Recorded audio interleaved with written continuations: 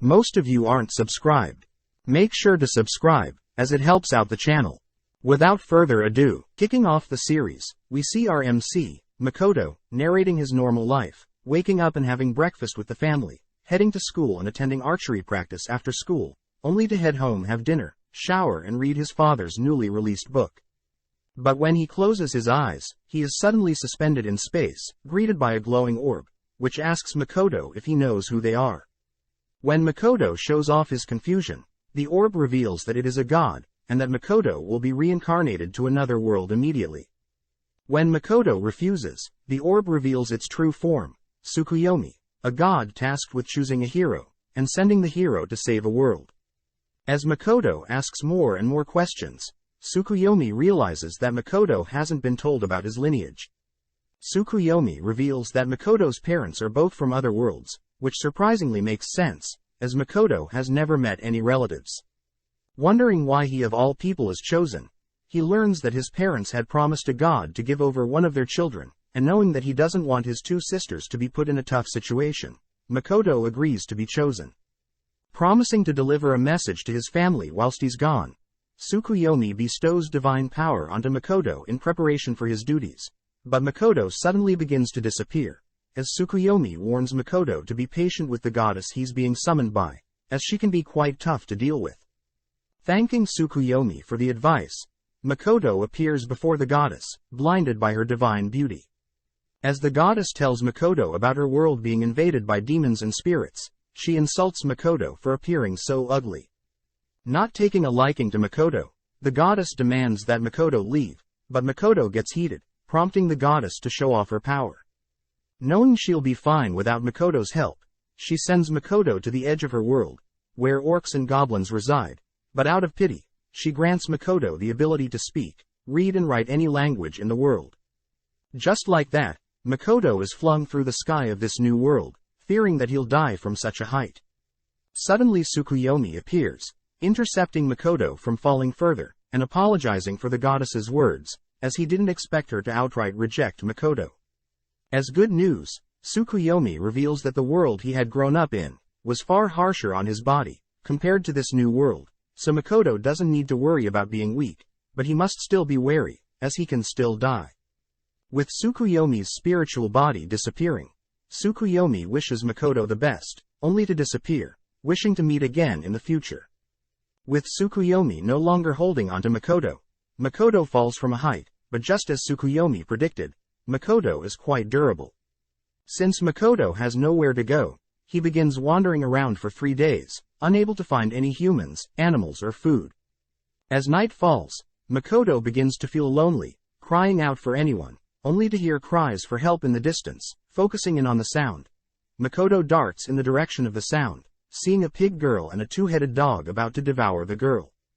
Dashing at the creature, Makoto gives the dog a light kick, but unknowingly his kick tears off one of the dog's heads, killing it due to blood loss. Stopping the girl from running away from fear, Makoto introduces himself, showing the girl that he's not scary. As they chat, Makoto learns that he is currently in the wastelands, where no humans reside, and that the girl's name is Emma, a Highland orc. Wondering if he can visit Emma's village, Emma reveals that she can't return home, as she's been nominated as a sacrifice. Apparently, her village has been plagued with fog, so her village has been offering sacrifices to Shen, as a means to stop the fog from interfering with their crops' need for sunlight. Thanking Makoto for saving her, Emma brings Makoto to a place where he can finally eat. Sharing the table with some boars, they both reveal how they heard humans are terrible people, but think Makoto is a demi-human, as he is so ugly. Seeing Emma levitating some bowls, Makoto wonders what she is doing, to which she replies she is using simple transportation magic. Curious if he can learn magic, he asks Emma to show him a spell, where she begins channeling a spell, conjuring a fire in her hand. Going after her, Makoto shockingly mimics the fire spell, only to be instructed by Emma to imagine the fire as a ball, which causes Makoto to shoot the fire into a nearby wall. Amazed at how fast Makoto learned the spell, Emma asks about Makoto's level, bringing out a scroll, as a crowd gathers, believing Makoto is at least level 100. Upon touching the scroll, Emma announces Makoto is level 1, offering to teach him more magic, to cheer him up.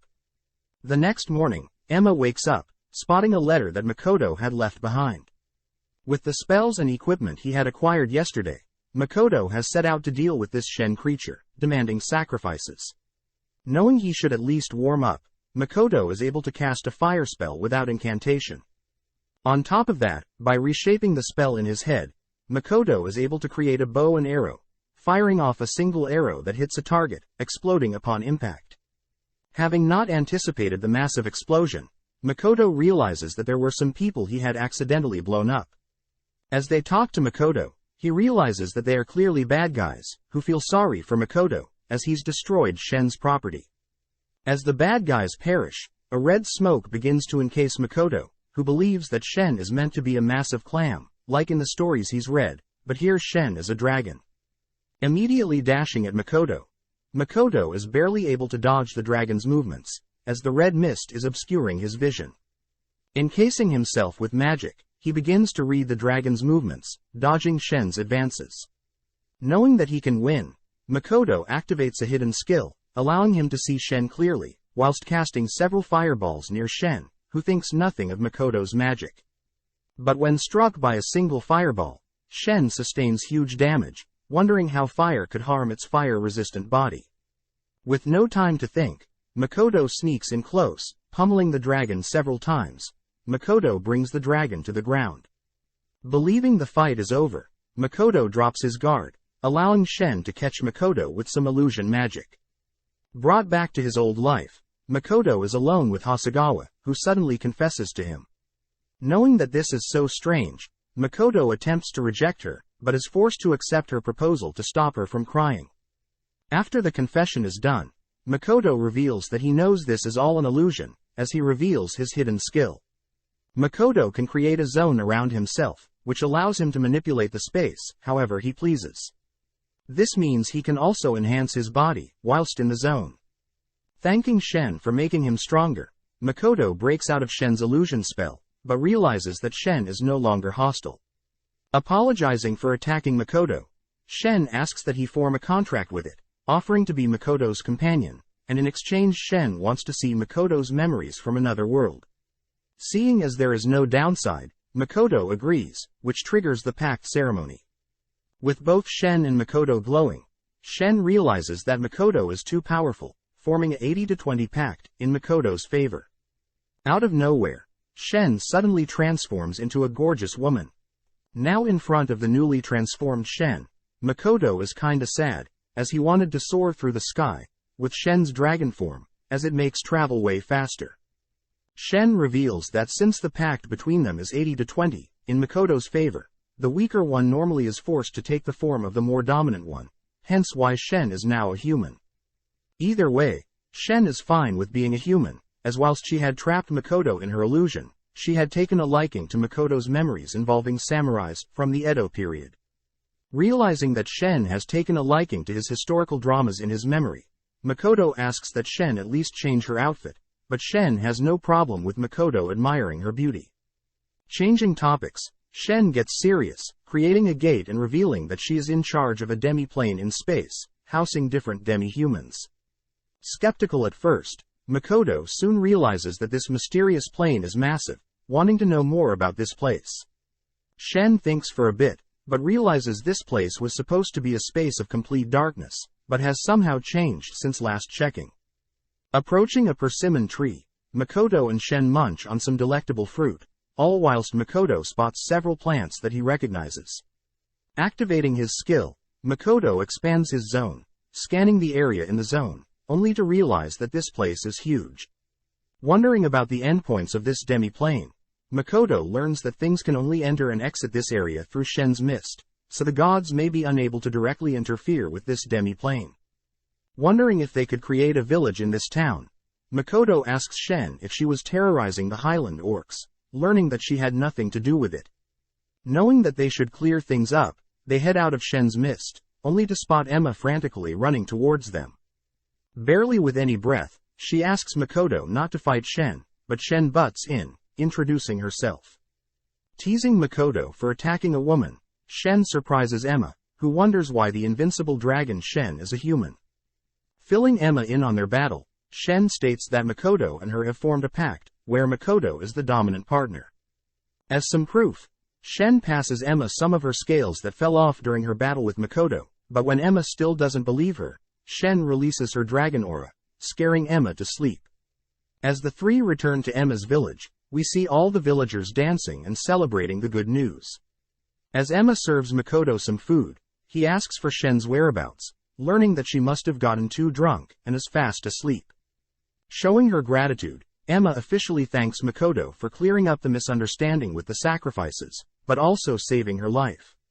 Shy about compliments, Makoto states that it was actually Emma that taught him about magic, and that Emma shouldn't feel indebted to him. Zooming out, we see Shen and a orc villager watching Makoto and Emma chat, with Shen noting how strange Makoto is, revealing that he had saved this village, avenging all those that were sacrificed before Emma, without a reason. Wanting to thank Makoto himself, the villager is offered by Shen to come stay in her demi-plane. The next day, Makoto sees every single orc in the village packed up and ready to move to Shen's demi-plane. Demanding to know what Shen did overnight, Shen reveals that it was because of their contract that magically gave life to her demi-plane. Plus, quality of life should be far greater than here in the wastelands, as the water, air and environment is high quality. Worried about the possible creatures that may attack the orcs, Makoto turns to see a mini Shen, wondering if she is Shen's child. Insulted, Shen reveals that the little Shen is a fragment of her true body, which Makoto notes is crazy, as she should tell him what abilities she has. Checking a final time if all the villagers want to live in Shen's demi-plane, Makoto begins thinking of how to transport all of them, but within seconds, Shen absorbs all the villagers into her demi-plane, using her mist, shocking Makoto. With the orcs immediately getting to work, gathering materials to build their new town, we cut to Makoto juggling water, darkness, fire, earth and thunder spells in his palm. Knowing that water is his strongest affinity, Makoto notes how by focusing on one element, he can cast multiple water spells at once. At the same time, Shen begins fangirling over the dramas she's watched through Shen's memories, demanding to watch more, but Makoto rejects her, asking why he is the master of her demi-plane. Shen states that since he is her master, he is also the master of her belongings, including the demi-plane. Annoyed, Makoto forbids Shen accessing any more of her memories, which she reveals she has already recorded most of his memories, but wants to spend more time with her master. Wondering how much of his memories Shen has seen, Shen heads out, attempting to find out a better way to record Makoto's memories, as her current method requires Makoto to be stationary. Turning around, Makoto spots his memories that Shen had recorded floating around, spotting a memory of a picture he and his family would take every year. Remembering that his parents are actually from this world, Makoto reasons that it would be smart to check out what his parents did here, setting the goal of visiting a human village first. At the same time, a dwarf runs through a forest and is cut down by a huge creature, deemed the Black Disaster. Checking up on some orcs working cutting down trees for material, Makoto learns that they are having trouble cutting down tougher trees. Helping out, Makoto activates his ability, having called it Kai. Makoto projects a zone around a small sword he has, strengthening the blade's sharpness. With the enhanced blade, Makoto easily cuts through the tree, shocking the orcs.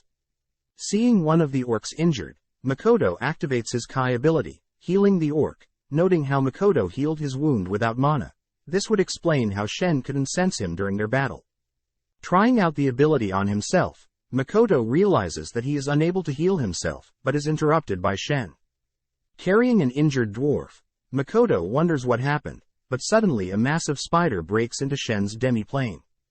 Asking if Shen can help out, Shen states that she'll leave the creature to him, finding out that Shen had encountered the spider before, but had left it be. Knowing that the spider is a bug type, Makoto wonders if it is weak to fire, dodging the spider's charge, only to cut off one of its legs. Creating a fire source in the air, Makoto encases his sword in flames, but realizes the spider has disappeared, appearing above him, spitting out its webs. Cutting through the webs, Makoto manages to sever some of its legs, but is shocked to see the creature's insane regeneration. Changing strategies, Makoto conjures his flame bow, shooting an arrow, only to follow up, using the fire source in there, and impaling the spider with a fire spear from above. Seeing the spider not perishing, Makoto watches as the spider begins absorbing his fire magic, healing itself. Off to the side, Shen learns that the dwarf she saved is an elder dwarf, who was barely able to leave a scratch on the creature. Creating a volley spear, Makoto is surprised to see that the spider simply tanked all the damage, only to regenerate the wounds. Suddenly the spider changes speed, catching Makoto off guard, breaking past his Kai zone, and impaling him onto a tree. Approaching swiftly, the spider begins devouring Makoto, but Makoto gets serious, releasing a huge explosion, blowing the spider back. Charging up several fire spells, Makoto barrages the spider with flames, simultaneously shooting and recasting the same spell. Following up, Makoto conjures a water bow, shooting a huge blast of water, sending the spider flying back into the mountains. Seeing Makoto collapse from exhaustion, Shen gets a bad feeling, as the spider has regenerated, grabbing a hold of Makoto before Shen can intervene. Surprisingly, the spider is in love with Makoto, embracing him, but Shen manages to pull him out of the spider's grasp. As the spider suddenly speaks, Shen asks if the spider remembers her, but the spider states that all it cares about is Makoto, getting jealous when she learns that Shen is Makoto's slave. Hearing that, the spider decides to form a pact with Makoto, only for Makoto to wake up in the presence of a gorgeous girl. Asking about how he's still alive, Makoto learns that Shin, her smaller self, and Emma all work together to heal his beat-up body, especially Emma, who is amazing at healing magic. Turning to the girl in front of him, Makoto demands to know who this mysterious girl is, only for her to reveal that she is the spider he fought. Shocked, Makoto wonders how she was able to form a pact with him, when he didn't agree to one, but the girl states that she offered her body and soul, forcing a pact, weirding Makoto out. Joining the conversation, the dwarf and Shen are happy to see that Makoto is alright, but he's clearly annoyed that things happened whilst he was asleep, but reasons that it would be better to have the spider be in its human form. Speaking up, the dwarf asks if he can chat with Makoto privately, to which Shen adds that this dwarf is a special subrace of dwarfs known as elders, able to craft sacred or noble artifacts. Introducing himself as Baron the Elder Dwarf, he thanks Makoto for getting rid of the black spider, as his village will live in peace. But Makoto knows that Shen had made up the lie regarding the spider becoming a girl, saying Makoto was able to break the curse, as a way for the dwarf to accept what is happening. As a request, Baron asks if he may move to this area where Makoto lives, surprised that Makoto has no problem with that.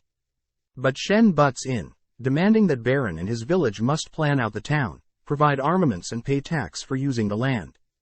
With Baron accepting the conditions, he notes that it may take a while to convince the heads of his village, but Shen gives Baron some of her scales, which Baron knows can be used to bribe villagers to relocate. Wanting to find out what his parents had accomplished in this world, Makoto has been traveling every day by foot, as a means to find civilization. Finally spotting a human village off in the distance, Makoto is called by Shen, who has something important to talk about. With both Shen and the spider girl there, they both demand to be named by Makoto, as their old names are boring. Thinking of boring names, the girls get annoyed, refusing to accept such ugly names, even fighting for who will get named by Makoto first. With Shen pushing the spider girl over, Shen asks Makoto to give her a name, growing anxious that Makoto can't think of one. Pondering for a bit, Makoto settles on Tomo, inspired by the most feared female samurai in history. Suddenly Tomo begins to glow, stating that when a servant is named by their master, they'll receive a strength boost, but Tomo also mentions how different names will give different boosts. Nonetheless, Tomo likes the name Makoto has given her, prompting the spider girl to ask for a name as well. Asking the spider girl if she prefers to be named something, she states that she'll humbly accept any name from Makoto, her self-proclaimed husband.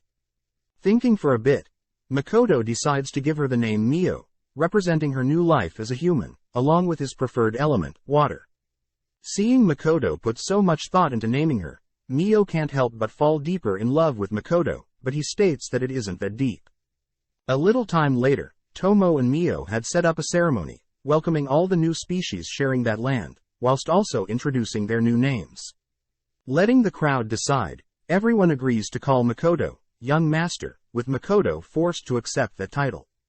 Taking a chance to greet the new species personally, Makoto chats with the leader of the elders in the dwarf village, In disbelief that Makoto, a human, is able to command Mio and Tomoe, such powerful creatures, Eld wonders if Makoto is being instructed by a god, which makes Makoto think of the goddess that turned him away, growing more and more angry with every thought of the goddess.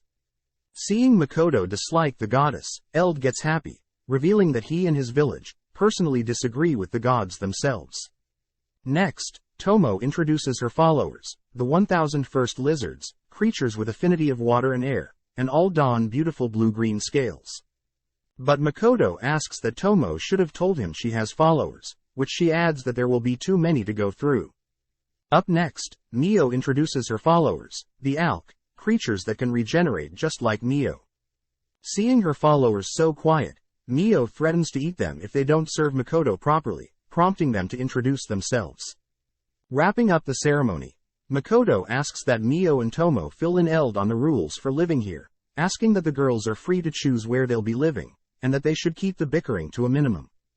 Rushing off, Makoto's curiosity of the human village overcomes him, spotting a blonde girl in the distance. As he approaches, the girl suddenly points in his direction, running off whilst crying out that there is a monster.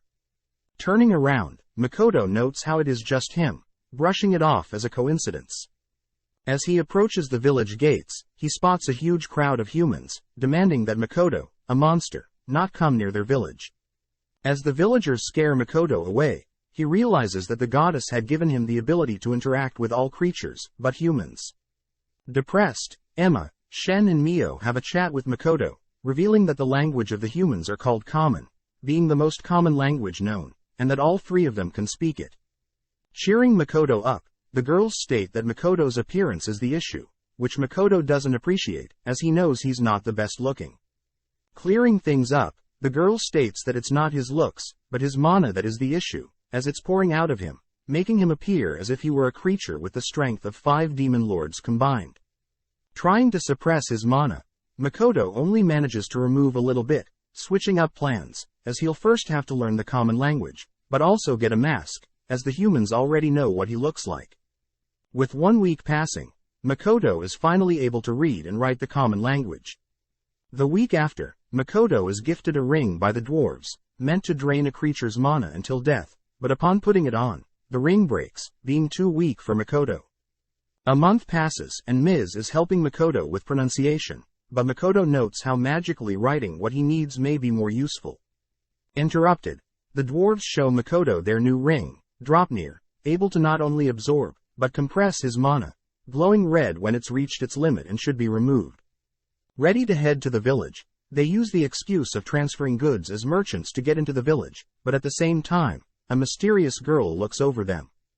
Passing through the market area, they eventually wound up visiting the Zetsuya Adventures Guild, but get suspicious looks from the receptionist. Luckily, Mio and Tomo convince the receptionist otherwise, allowing Makoto to write out his speech without suspicion. The receptionist states that upon registering, every adventure starts at rank E, but there are special quests with high danger, but the rewards will be huge, allowing for possible rank ups. Assuming Makoto is part of the Merchants Guild, Makoto is forced to lie to the receptionist, checking out the various quests. Learning that the highest ranking adventure in town is Mills Ace, rank SS and level 444. Turning around, Makoto sees Mio and Tomo measuring their levels, with both of them maxing out level 400 scrolls. Trying out a level 1600 scroll, we learn that Tomo is level 1320, whilst Mio is level 1500. Refusing to accept Mio as a higher level, Tomo demands to be remeasured, but the receptionist states that Mio and her are both the strongest ever known adventurers. Receiving her adventurer's card, Tomo learns that after her and Mio is the adventurer Sophie Bulga the Dragon Slayer, having a level of 920, and achieving the feat of slaying a Lancer dragon, someone that Tomo apparently knew. Off to the side, Makoto measures his level, sad to see that he's still level 1, placed in rank E. With evening arriving, the three visit an inn, asking for 2 rooms, only to be shocked at the expensive price, being 6 gold per night. Flashing her high rank, Tomo smashes a hole in the ground, threatening the inn's receptionist, which makes him lower the price to only 2 gold. Able to rest for a bit, without his disguise, Makoto notes how the prices in the village are way too expensive, and that the villagers are acting suspicious. Setting out to grab some food, Makoto has Tomo guard their carriage of goods, as he along with the girls know that they are being targeted, as their merchant title is drawing in attention. That night, Tomo is alerted by some attackers, all whilst Mio and Makoto's date is interrupted by a little girl. Wondering what a little girl is doing out at night all alone, Makoto realizes that something is off, asking that Mio talk to the girl. Unexpectedly, Mio puts on a terrifying glare, threatening the girl to leave them alone. Calling Mio back, Makoto scolds Mio for scaring the little girl, but Mio states that she simply wants to be alone with Makoto. Seeing Mio and Makoto arguing, the little girl can't help but giggle, making Makoto more comfortable with asking the girl her reason for being here. With the girl clinging to Makoto, Makoto reasons it would be best to head back to their inn for now. Whilst this is happening, a mysterious man watches from afar, disappearing into an alleyway.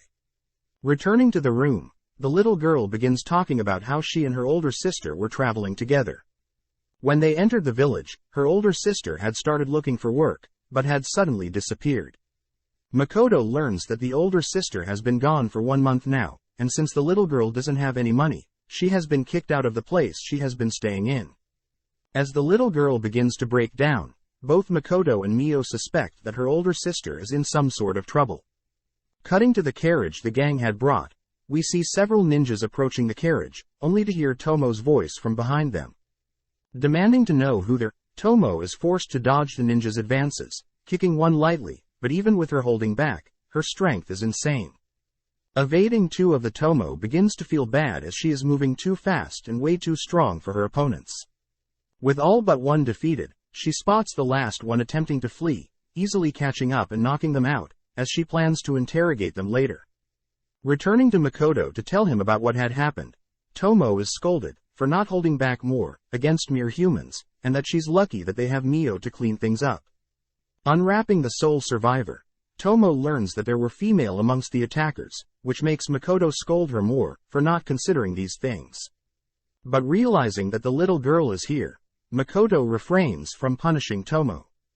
Finally revealing her name as Rinin, Tomo learns of Rinin's tragic past, but Rinin is more amazed that Makoto is not a mute, but he still can't speak to other humans. Since it's getting late, Makoto asks that Rinin eat food they had brought for Tomo, and take Tomo's bed for the night, as punishment for Tomo. Happy to be given such luxuries, Rinin accidentally calls Makoto Big Brother, only to apologize, but Makoto says Rinin can call him whatever she feels comfortable with. Before she leaves, Rinin gives Makoto a sketch of her sister, which Makoto, upon seeing, recognizes something. As Rinin leaves the room, she for some reason looks guilty. As Mio returns from eating up the corpses in the crime scene, she enters the room, only to see Makoto with a serious look, checking the memories of their captive. Upon seeing Mio, Makoto changes his tone, thanking Mio for taking care of the corpses. Having looked through the captive's memories, Makoto finds out the attackers were all at the guild when they had first visited, suspecting that they must be linked to Rinin and her missing sister. Having a rough idea of where the perpetrators are, Makoto asks that Mio and Tomo head out immediately, giving them the serious look from before. Knowing that their master is serious, the girls listen to Makoto's instructions, heading out immediately. Thanking the girls for not questioning his motive, Makoto thinks about how the sketch of Rinin's older sister deeply resembles Hasegawa from his previous life, and he may not be able to hold back if he found out something bad happened to her look-alike. As Mio and Tomo walk through the streets, they chat about how Makoto is oddly serious about finding Rinin's sister, making Mio wonder if Rinin's sister is an acquaintance of Makoto. But Tomo shoots this thought down, revealing that she would know, as she's seen all of Makoto's memories, making Mio so jealous. Seeing as the sun is about to rise, they reason that they should complete the mission and hurry back. Taking Rinin out to help with some exchanges, Makoto tells Rinin that they'll help find her sister, but is surprised that Rinin can drive a wagon. Suddenly Rinin thinks of her sister, revealing to us that her sister had decided to become an adventurer in this town, but since everything was so expensive, she had to work to repay things. Unfortunately, her older sister had been badly injured, unable to pay off her debt before collapsing suddenly. Rinin was instructed by her big sis to get out of this town, and leave no matter what, but sadly was caught by an adventurer when she tried to leave. As we zoom into an underground cellar, we see Rinin's older sister, lying on the floor, with no energy. She reveals how her family has been adventurers for generations, but in the past, one of her ancestors had lost a valuable short sword, the family's treasure, during a battle with a monster. In order to return her family's honor, Rinnan's older sis had planned to earn back the honor, but is currently mentally and physically incapable of such a thing. As Rinnan's sis hears some talking, she looks up to see Mio and Tomo, who reason that she must have been used in some human magic experiments. With Mio healing Rinnan's sis, they leave the room, having to melt away the wall to bypass the locked door. As the three walk down the hallway of their location, they are stopped by Mills Ace, the strongest adventurer. Back with Makoto, he and Rinnan have just finished up their errands, but Rinnan looks more and more freaked out, even screaming out of nowhere. Having returned to the inn, Rinnan suddenly runs off, but Makoto allows her to leave, knowing that others are ordering her around. Activating his Kai ability, Makoto tracks Rinnan's whereabouts, seeing Rinnan talking to a man. When Rinnan tells the man about Makoto's carriage being attacked last night, the man reveals that it was his doing, asking if Rinnan has any more information. Rinnan states that the fruits that Makoto brought from his village sold for a lot of money, prompting the man to order Rinnan to steal the money, as a means to pay off her and her sister's debt. As Rinnan leaves to steal Makoto's money, Makoto thinks about how corrupt this village is. Cutting to the girls, we learn that Rinnan's sister's name is Toa, and Mills was the one that had her locked up. On top of that, Mills is the mastermind behind this corrupt town, having the man that just spoke with Rinnan and his lackeys do the dirty work, whilst he swoops in and plays the fake hero. One of Mills' men suddenly realizes that Mio and Tomo are the new adventurers over level 1000, but Mills accused them of faking their levels. Additionally, Mills talks about a mysterious creature with outrageous mana visiting their town not recently, threatening to have Mio and Tomo face that creature. But Mio and Tomo know that the creature they are talking about is Makoto. With a smug look, Mills offers Mio and Tomo a job in his corrupt faction, but the girls decline. Wondering why the girls would turn down such a thing, Mills insults Makoto, but this triggers the girls, as they both throw a single punch in Mills' direction, but Mills reveals an almighty shield, the clay Aegis, nullifying the girls' punches. Cutting to Rinnan, we see her guilty of lying to Makoto, wondering if she should even steal from Makoto. Back with girls, we see them now fired up. Tomo takes the first strike, easily blasting through the clay Aegis, blowing Mills' men away, along with landing a direct hit on Mills. As Mio walks after Tomo's decimation, she stops in front of Mills, slapping him silly, before carrying on. Tomo is then seen walking up on the man that has been manipulating Rinnan, trapping him in her illusion, only for the two to blow open the building, sending Mills flying away for good. As Tomo and Mio fight over who had slaughtered more people, we see Rinnan finally reunited with Toa, who Makoto notes is an exact copy of Hasegawa, except for the hair color.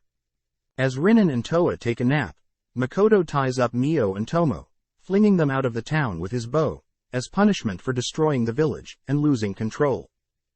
With the village all destroyed, the gang along with Rinnan, Toa and some other captives by Mills, all decide to head to the village, Sieg.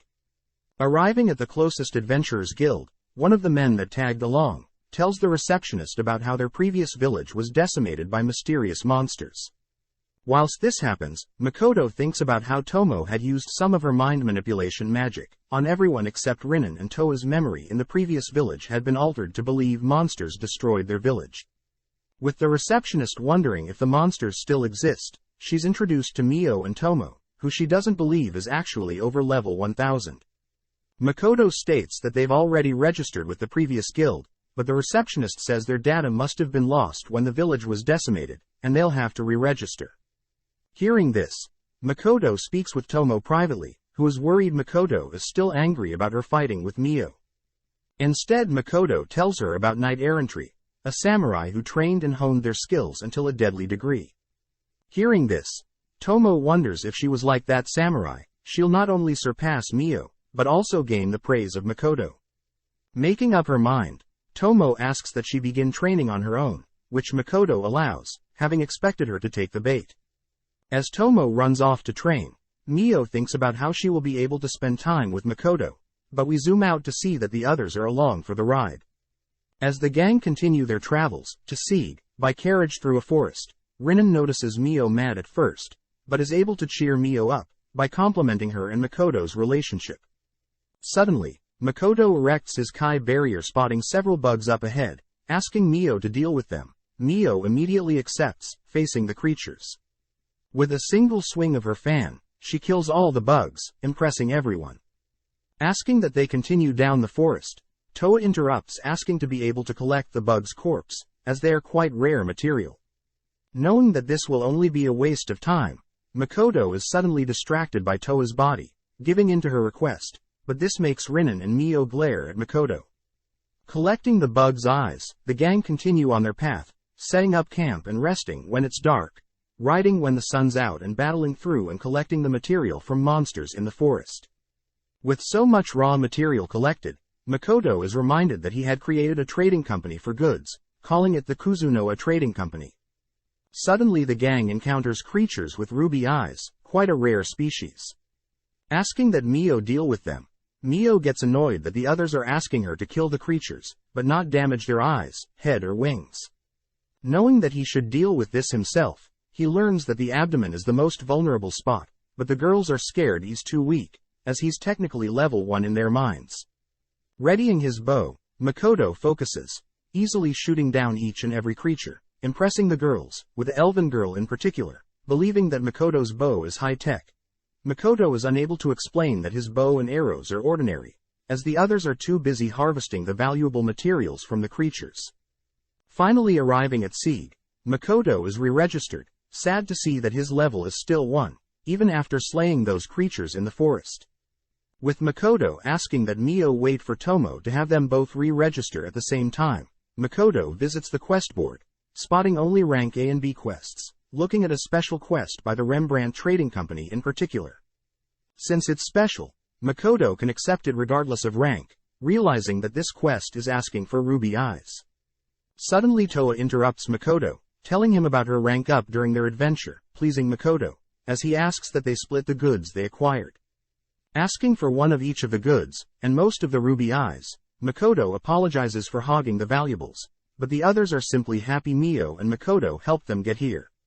Seeing everyone's sad faces, Makoto states that they should at least throw a party to celebrate their parting ways, which pleases everyone. With Toa offering to set things up for the party, Makoto exchanges contacts with Toa using their guild cards, which Makoto notes how high-tech this is, as all adventurers no matter the rank have access to a town map and monster encyclopedia, but it comes at the cost of a yearly fee to the guild. That night, Mio and Makoto meet up with the others for their party, at a tavern. Seeing that they offer meat, Makoto can't help but dig into a huge chunk of meat. Watching him, Louisa the Blessed Gunner, an elven girl that's rank A- and level 108, talks about how she can barely sense Makoto's presence or desire, amazed that she has never seen anyone use a bow like Makoto.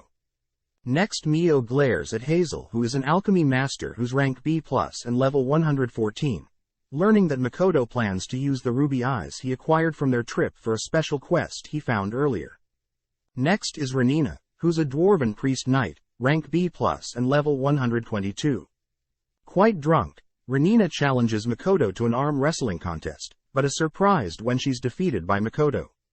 Finally, Toa is revealed to be a dark thief, with rank A and a level of 125.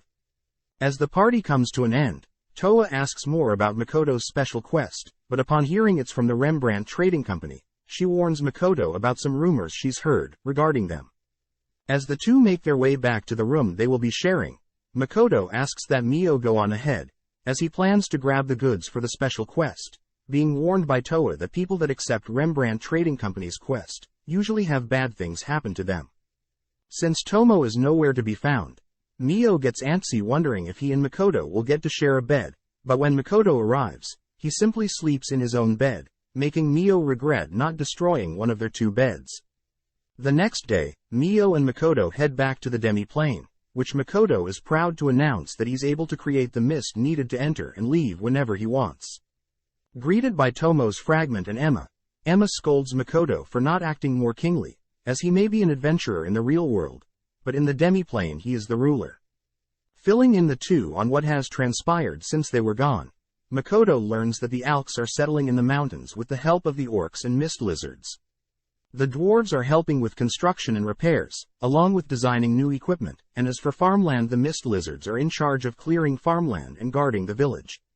As a final surprise, Makoto spots a huge area of land, being built specifically for him, designed based on his memories, which Makoto remembers Tomo had recorded a bunch of his memories, and this is what it's being used for. Speaking of Tomo, Makoto is sad to hear that neither Emma nor Tomo's fragments have been able to get in touch with Tomo. Suddenly Eld appears, showing off his new boots invention, allowing him to walk and keep up with the younger dwarves, but more importantly asked to show Makoto something. Unveiling his new leather, scaled and full-plated armors, Eld asks that Makoto equip one of them, but are all disheartened when Makoto refuses to wear any of them, as they are too heavy-duty and flashy. Instead, Makoto notices a thinner protective gear on the racks, which Eld states that Rugi was the one that crafted this coat. Makoto recognizes that name as the same person that crafted his Dropnir rings. Rugi reveals that the gear absorbs mana, just like his Dropnir rings do. When the gear is blue, it prioritizes physical and magical defense. But Makoto has the option to convert the gear to red, favoring mobility over defense. Trying out the gear, Makoto is sad to see the gear is already exhausted with his mana, but Rugi states that he'll make the gear more compatible with Makoto's vast mana pool. Meeting with Mio, Makoto is introduced to some of Mio's ALK followers, who are practicing appearing as humans. Seeing them gather such materials from the demi-plane, Makoto notes that the goods grown in the demi-plane are more powerful than normal.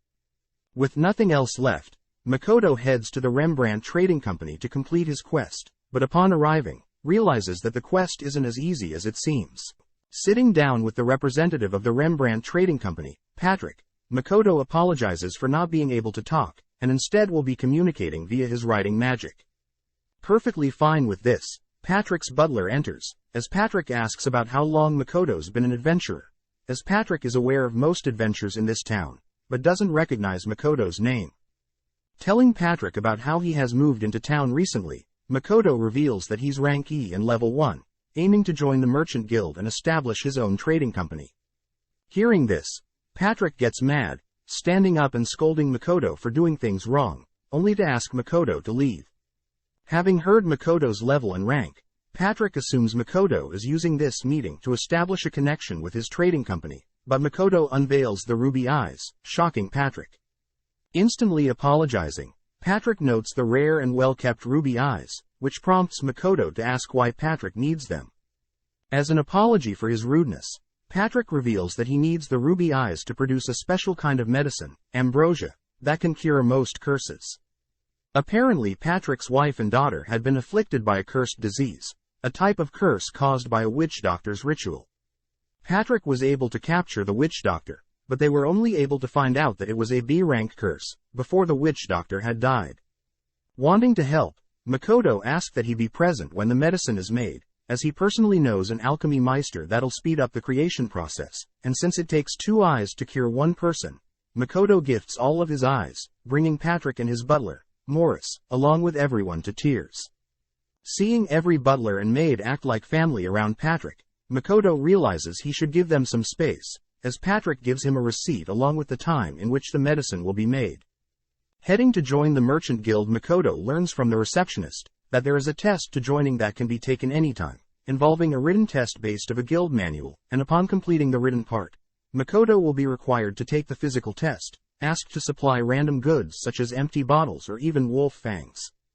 If he passes both, he'll have to deposit a huge sum of money as proof of economic strength, but if he fails, he'll have to wait half a year before taking it again. Asking to buy the manual, the receptionist recommends just borrowing someone else's as it is quite expensive, but Makoto reasons a personal copy would be best. Having a look at the manual, Makoto gets surprised, making the receptionist feel bad, as she knows the test is hard. Surprisingly, Makoto asks to sit the test immediately, shocking the receptionist. Brought to a room, Makoto notes how he has memorized most things already. As this happens, the examiner enters, taking Makoto's manual, whilst handing him his test and starting a timer. Looking through the test, Makoto immediately gets to work, speeding through the test, as the questions are on par with kindergarten questions in his previous world. Surprising the examiner, Makoto wonders how educated this world truly is, but has no time to ponder as he's asked to pick a rank for his physical test. Unfortunately, picking rank A, Makoto is asked to retrieve 4 highly rare items, or items on par with their values. Unfortunately, Makoto must be at least level 50 to take on rank A quest, meaning Toa, the elf, the dwarf and the chemist he came to town with are actually quite strong, as they are all level 100 and above. Pulling out some items that he was given before he and the gang departed, the examiner is shocked to learn that Makoto has such connections, immediately welcoming him into the Merchants Guild. Congratulating Makoto, the receptionist asks Makoto to return tomorrow to pick up his guild's card, sending him on his way.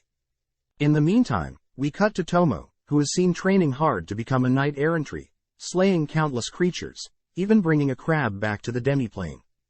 With all the town's folks helping to boil the crab, Tomo slices up the crab, only to devour the plump meat with the villagers. Suddenly, Tomo gets word that Mio is looking through Makoto's memories, scared that Mio will see the historical dramas she hasn't seen yet, and eat them. Tomo rushes back to Makoto's house.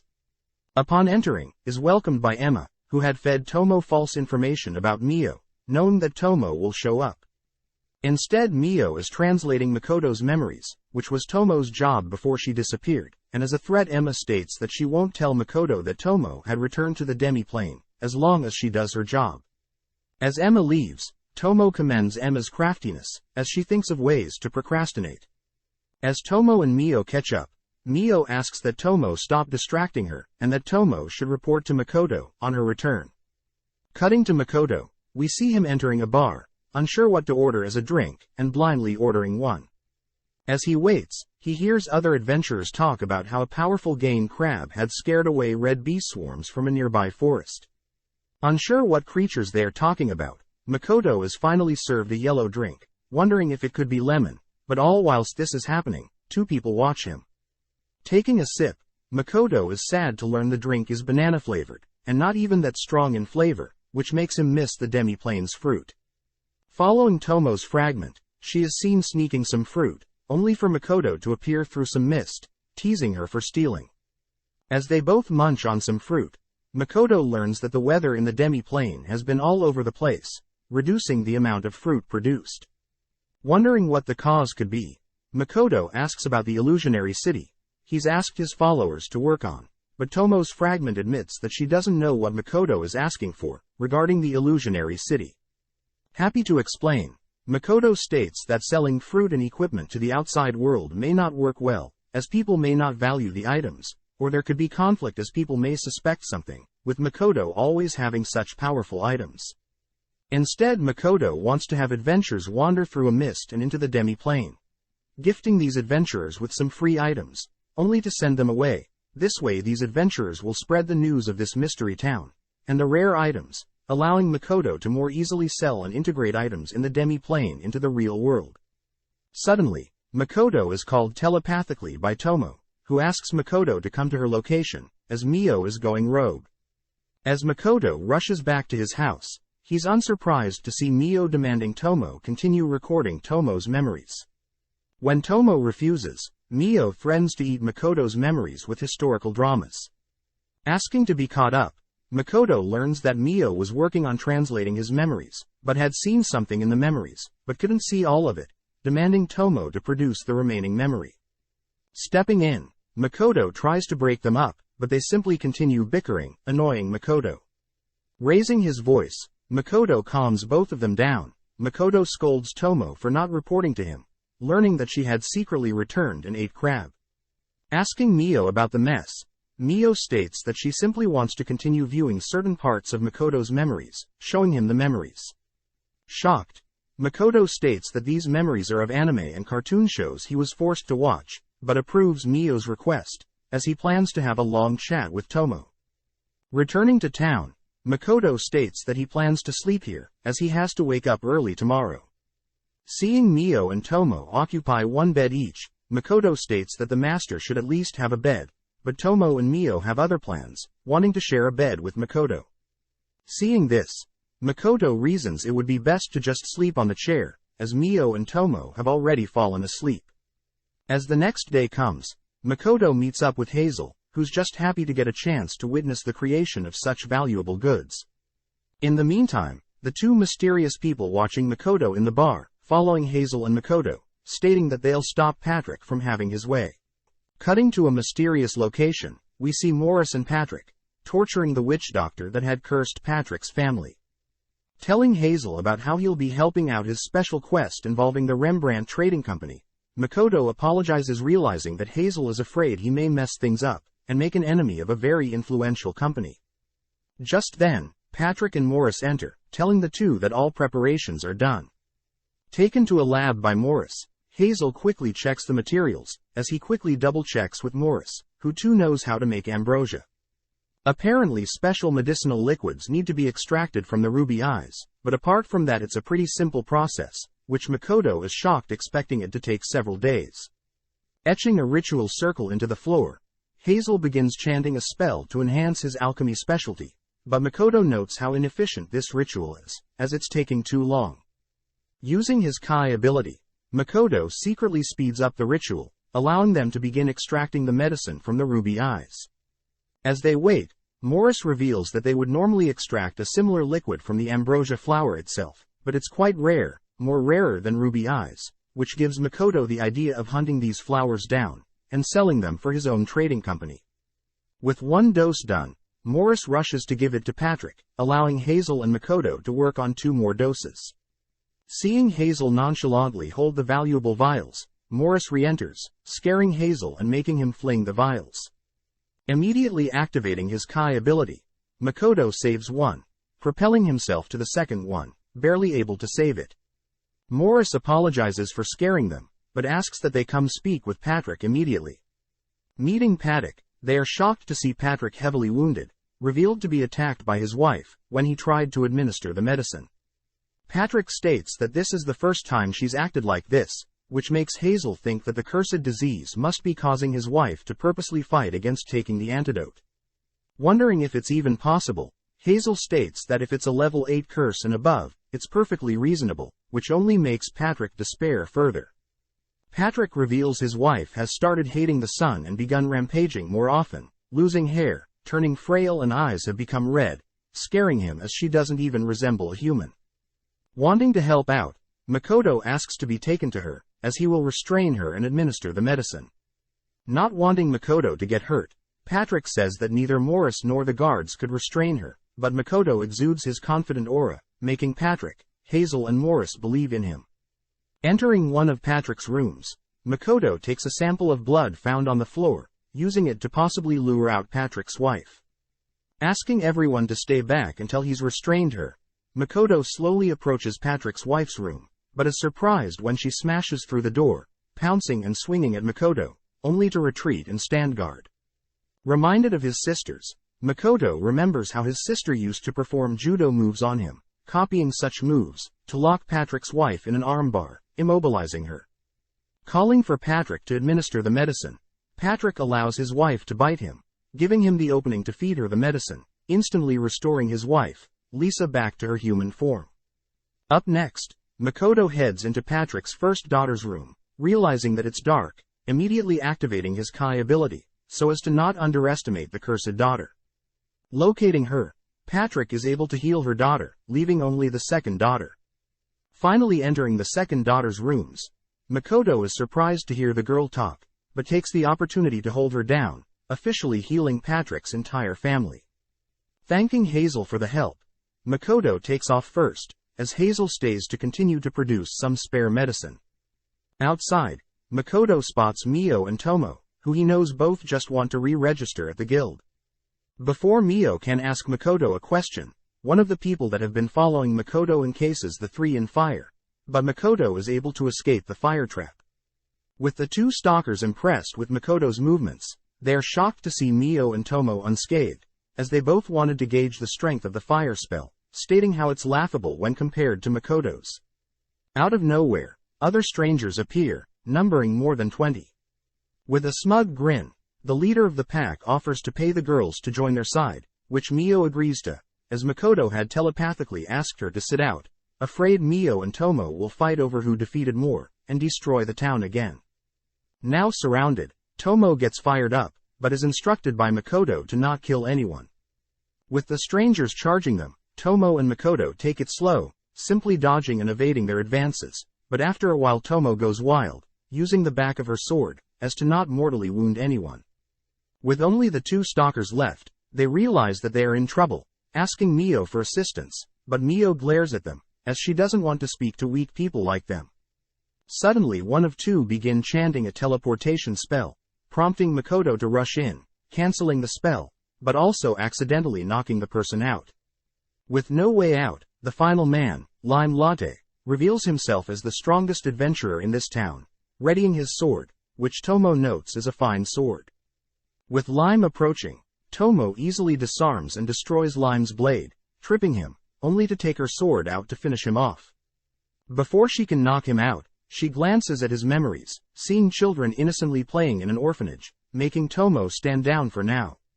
Crouching down, Makoto begins asking questions, asking why Lime had placed a killing curse on Patrick's family, but Lime states that he thought the curse was meant to only put them to sleep. Flashing back, Lime reveals that he was talking to a fellow adventurer several months back, learning that the Rembrandt Trading Company has caused many to lose their jobs or take risky ones that may cost them their lives. Mentioning how some adventures from an orphanage Lime is aware of, Lime's friend offers a suggestion, which Lime was unaware of, that led to the witch doctor's curse, but he was led to believe the curse was a sleeping curse. Asking Tomo to check his memories, Makoto confirms he's not lying, letting him go, but first Mio takes all of his gold, as payment for sitting out. Several days later, Lime is seen apologizing to Patrick, who out of respect for Makoto allows Lime to go without a heavy punishment. As a way to atone, Lime states that he'll stop being an adventurer. Later that day, Lime is seen sitting under a tree, greeting Tomo, surprised to hear that Tomo knows all about him. With nothing to hide, Lime reveals how he had always been supported by his orphanage, and as a result when he heard that adventurers from his orphanage were dying, he was mindlessly tricked into doing something horrible. Asking Tomo about Makoto, Tomo states that Makoto is quite mysterious, but changing topics, Tomo offers Lime a position to work for her, and in exchange she will protect the orphanage that he loves most. Knowing Tomo is more than capable, he accepts, prompting Tomo to gift him a new sword, a katana, along with a huge lump of gold coins. Following Patrick and Morris, we see Tomo listen into their conversation, as they discuss how they'll have to intervene if Makoto's trading company ever overtakes theirs, leading Tomo to wonder if Rembrandt's trading company is hiding something. With Makoto and the girls all returning to the demi-plane, they all sit down and enjoy a meal together, but Emma suddenly brings up some bad news. Asking Emma about the issue, our trio learn that the lizardmen and the orcs tasked with protecting the demi-plane have grown depressed, knowing that they'll never be able to defeat their masters. Mio wonders if they should let someone else train them, but Tomo asks Mio to use her head, as the followers may think their master may have abandoned them. Hearing Tomo insult her, Mio suggests she and Tomo exercise a bit, but Makoto orders them to not fight. Wondering how strong these lizardmen are, Makoto asks to visit them himself, asking Tomo to rally them, but she can't be bothered.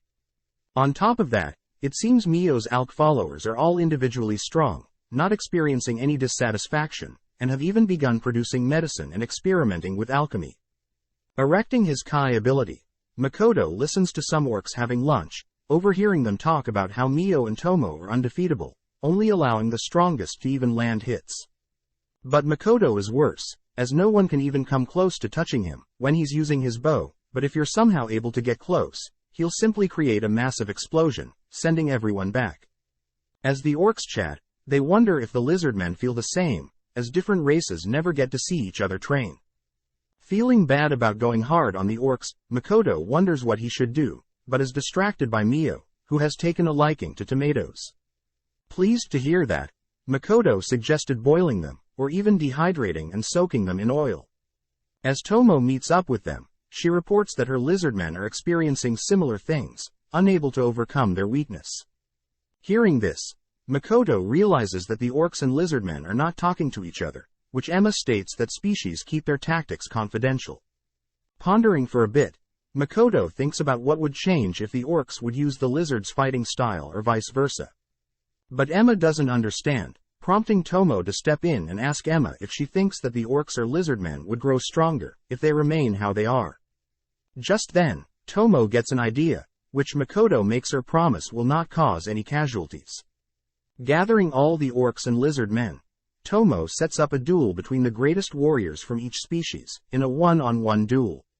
Calling out a representative from each side, Tomo's fragment announces Agaras, the representative for the Highland orcs, and from the Mist Lizards Liddy. With both courageous warriors taking the fight seriously, the duel begins, prompting Liddy to blast Agaras with a wind roar, only to pounce on Agaras. Remaining calm, Agaras conjures a shield, halting Liddy's advances.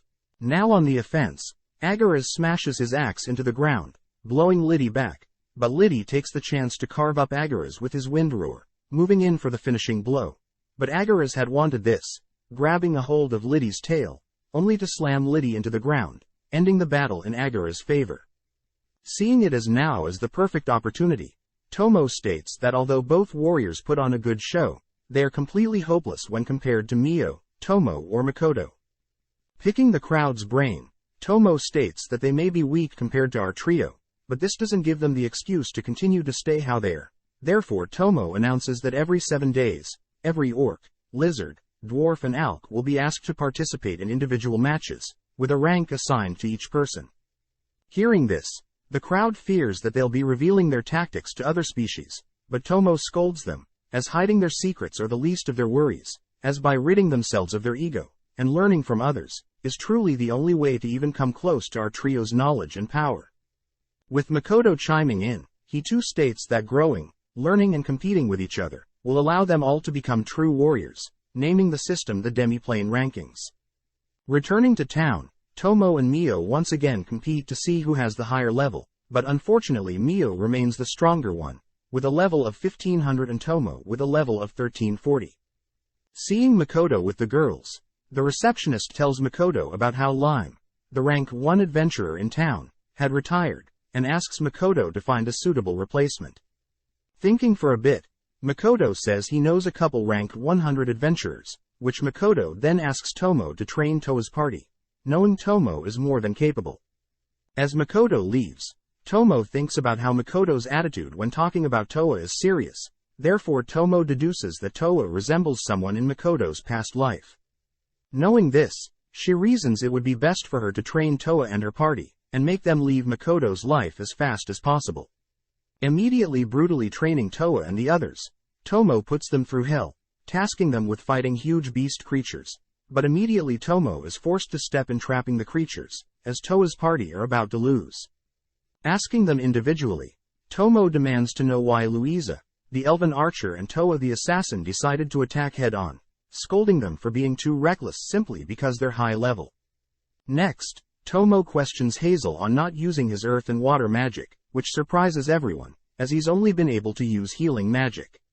Seeing as there is no other way, Tomo teaches them a strategy, asking Hazel to lay out a trap for the creatures, and Louisa to reposition herself, to shoot from afar. Releasing the trapped creatures, the party are shocked to see some of the creatures stuck, allowing Louisa to easily snipe them. But Tomo asks the party to be on guard, as there are more coming. Tomo instructs Renina the dwarf to tank the incoming swarm, allowing Toa to stealthily sneak in from behind and slay them. With this Tomo states that Hazel only needs to heal when needed, and cast water and earth spells to help with offense. With the party training until sunset, Tomo congratulates everyone, but sets their next goal of conquering a creature's den, filled with 100 of the same creatures they've fought today. Hearing this, the party states that they're still too weak, but Tomo states that she knows they are able to achieve such a feat, ordering them to rest for today, but tomorrow she expects them to report back to her, succeeding in conquering the creature's den. The next day, Tomo waits at the guild for Toa's party, learning that the den she had assigned is actually quite impossible for Toa's party. The location is known as Death Wish Road, as the location is near the Tinnarak forest, where many adventurers have gone missing. Just then, Toa and her members return, completely beat up and having used up all their resources, but they complete Tomo's quest, making a name for themselves in town. Cutting to Makoto, we see him ask Mio if she could hunt down the ambrosia flowers, asking Mio to search the Tinnarak forest. Heading to meet with Patrick, Makoto asks if he could borrow some of Patrick's housing space for his own company, which Patrick happily obliges, asking Morris to make space for Makoto. But Patrick fires back a question, having deduced that Makoto is attempting to hide his business from the kingdom. Apparently, Makoto had learned from the receptionist that hiding one's business is quite normal, but it's difficult to get connections. Since Patrick owes him a favor, he knows that Patrick would be more than happy to help out, as Patrick personally knows a location completely outside the reach of the kingdom, asking for some time to arrange such a location. Following Mio, we see her and one of her followers finally reaching the Tinarak forest, but as we zoom inside of the forest, we see several adventurers, exploring the forest, unknowingly having two mysterious people stalking over them. As we follow Aris, the mysterious girl stalking the adventurers that entered the forest, she begins looking down on the already defeated adventurers, learning that Aqua, the girl with her, had only immobilized them, disgusted that humans would enter their sacred forest. Following Makoto, we see the three girls attempting to help reduce his mana pool, but no spell is capable of reducing it whatsoever. Just then, Tomo's fragment reports that preparations are ready, seeing that the villagers of the demi-plane have set up a party, celebrating the formation of Makoto's new trading company. Giving a speech, Makoto gets shy, but Tomo's fragment brings Makoto a beverage cheering him up. As a thanks, Makoto pats the fragment on the head, but realizes that since she is part of Tomo, both the fragment and Tomo feel Makoto's head pat. Seeing this, Mio gets jealous, offering Makoto some food, realizing that she can take the chance to feed him, but Makoto unknowingly just uses his hands. Seeing herself and Mio hogging all of Makoto's attention, Tomo drags Mio away, leaving Makoto to spend time with the villagers that have gathered here today. Stepping up, Alkina the Alk introduces herself, showing off how she can maintain her human form for long periods of time, impressing Makoto. Since Alkina had accompanied Mio to the Tinarak forest, Alkina gives Makoto a full report of the different species of flowers and their respective coordinates in the forest, confirming that there are ambrosia flowers in the forest. The only issue is that there seems to be creatures living in the forest, so Mio nor Alkina chose to not take things without permission. Asking if Alkina and her friends are finding the demi-plane fine, Alkina happily states that her friends, Haruna is enjoying training with other warriors, Minato is participating in blacksmithing and alchemy with the dwarves, Hokuto is helping the orcs with construction, and finally Alkina is lucky to follow Mio around all day. Up next, Makoto talks to Liddy, who reports that he's been studying the other species' tactics, leading him to finally beat Agaras, his orc rival. Happy to hear that, Makoto learns Liddy is also training with Tomo, scared that she is monstrous compared to him. Sitting down with Baron, Baron asks about life in town outside of the demi-plane, finding it funny that Mio and Tomo try to fit in, but stand out due to their outrageous power. Wondering if Baron is getting tired of the demi-plane, Baron corrects Makoto, stating that most of the demi-plane has actually not been explored, therefore there is no reason to leave until then, plus he gets to serve Makoto to his full abilities whilst here. But Baron does mention how he is curious what humans would consider valuable equipment, which gets Makoto to suggest that Baron be the one to man the shop he's renting in town, knowing that Baron can speak to other humans, and learn what is popular. With such a valuable opportunity, Baron is happy to accept the offer. Finally, Makoto chats with the orc that he had healed, who was injured from logging. The orc reports that he'll be the guide, allowing adventurers into their illusionary city, which makes Makoto wish him good luck. Cutting to Mio and Tomo, they sit alone, eating on some skewers. Mio is quite sad, as she isn't able to spend more time with Makoto, but Tomo changes the subject, asking for her findings in the Tinarak forest. Right before Mio reveals her guesses on the people guarding the forest, Tomo cuts her off, asking that she only report facts to Makoto, suddenly realizing that neither of them can feel Makoto's presence. Within a second, his presence comes back, prompting them to rush in his direction. As we cut over to Makoto, we see him simply training with his bow, shocked to see Tomo and Mio watching him from afar. Seeing Mio rush over to hug him, Makoto asks if they are being attacked, but Tomo gets serious, stating that Makoto is using a very dangerous technique when drawing his bow. Asked to explain his thought process, Makoto states that he needs to focus deeply before drawing and firing his bow. Hearing this, Tomo is shocked, as she knows when Makoto focuses, he is intentionally erasing his presence in order to blend in with the background. Next he imagines himself as the target, which isn't normal, as Mio points out the only time someone can remove one's presence is when they die. This means that Makoto is appearing as if he's committing suicide every time he draws his bow, but on top of that, Tomo notes that his mana has increased. Tomo deduces that every time Makoto severs and reconnects his conscience, he is essentially dying and rebirthing himself, essentially doubling his mana every time. This would explain the increasing range of the demi-plane, but this means the goddess of this world will have him exterminated, as he's approaching the level of a god. For now, Makoto will conceal his mana when in the outside world, whilst Tomo has the dwarves work on stronger mana-absorbing gear. As Makoto calms Mio down, Tomo thinks about how interesting it is that her master is on par with a god. The next day, Makoto walks through town, thinking about how he's now unable to shoot a bow normally, without overthinking. As he wanders around at night, a bag suddenly flung in his direction, moving out of its trajectory, only to spot a demi-human, who he notes looks just like him. Out of nowhere, a blonde woman attempts to seduce Makoto, who realizes he's in the red light district, but before anything happens, Mio and Tomo drag him away. Brought back to their room, Tomo and Mio are pissed, with Mio blocking off all of Makoto's escapes. Both girls begin accusing Makoto of preferring prostitutes over them. Hearing Makoto stuttering, they both force themselves onto Makoto, but Makoto conjures a wall of ice between them, suddenly disappearing. As we cut over to Emma, she runs over to a tree, shocked to see Makoto hung upside down, with his clothes torn apart. Deducing that Mio and Tomo may be the cause of this, Emma changes the topic, telling Makoto that Rugi has finished crafting mana-absorbing gear for him.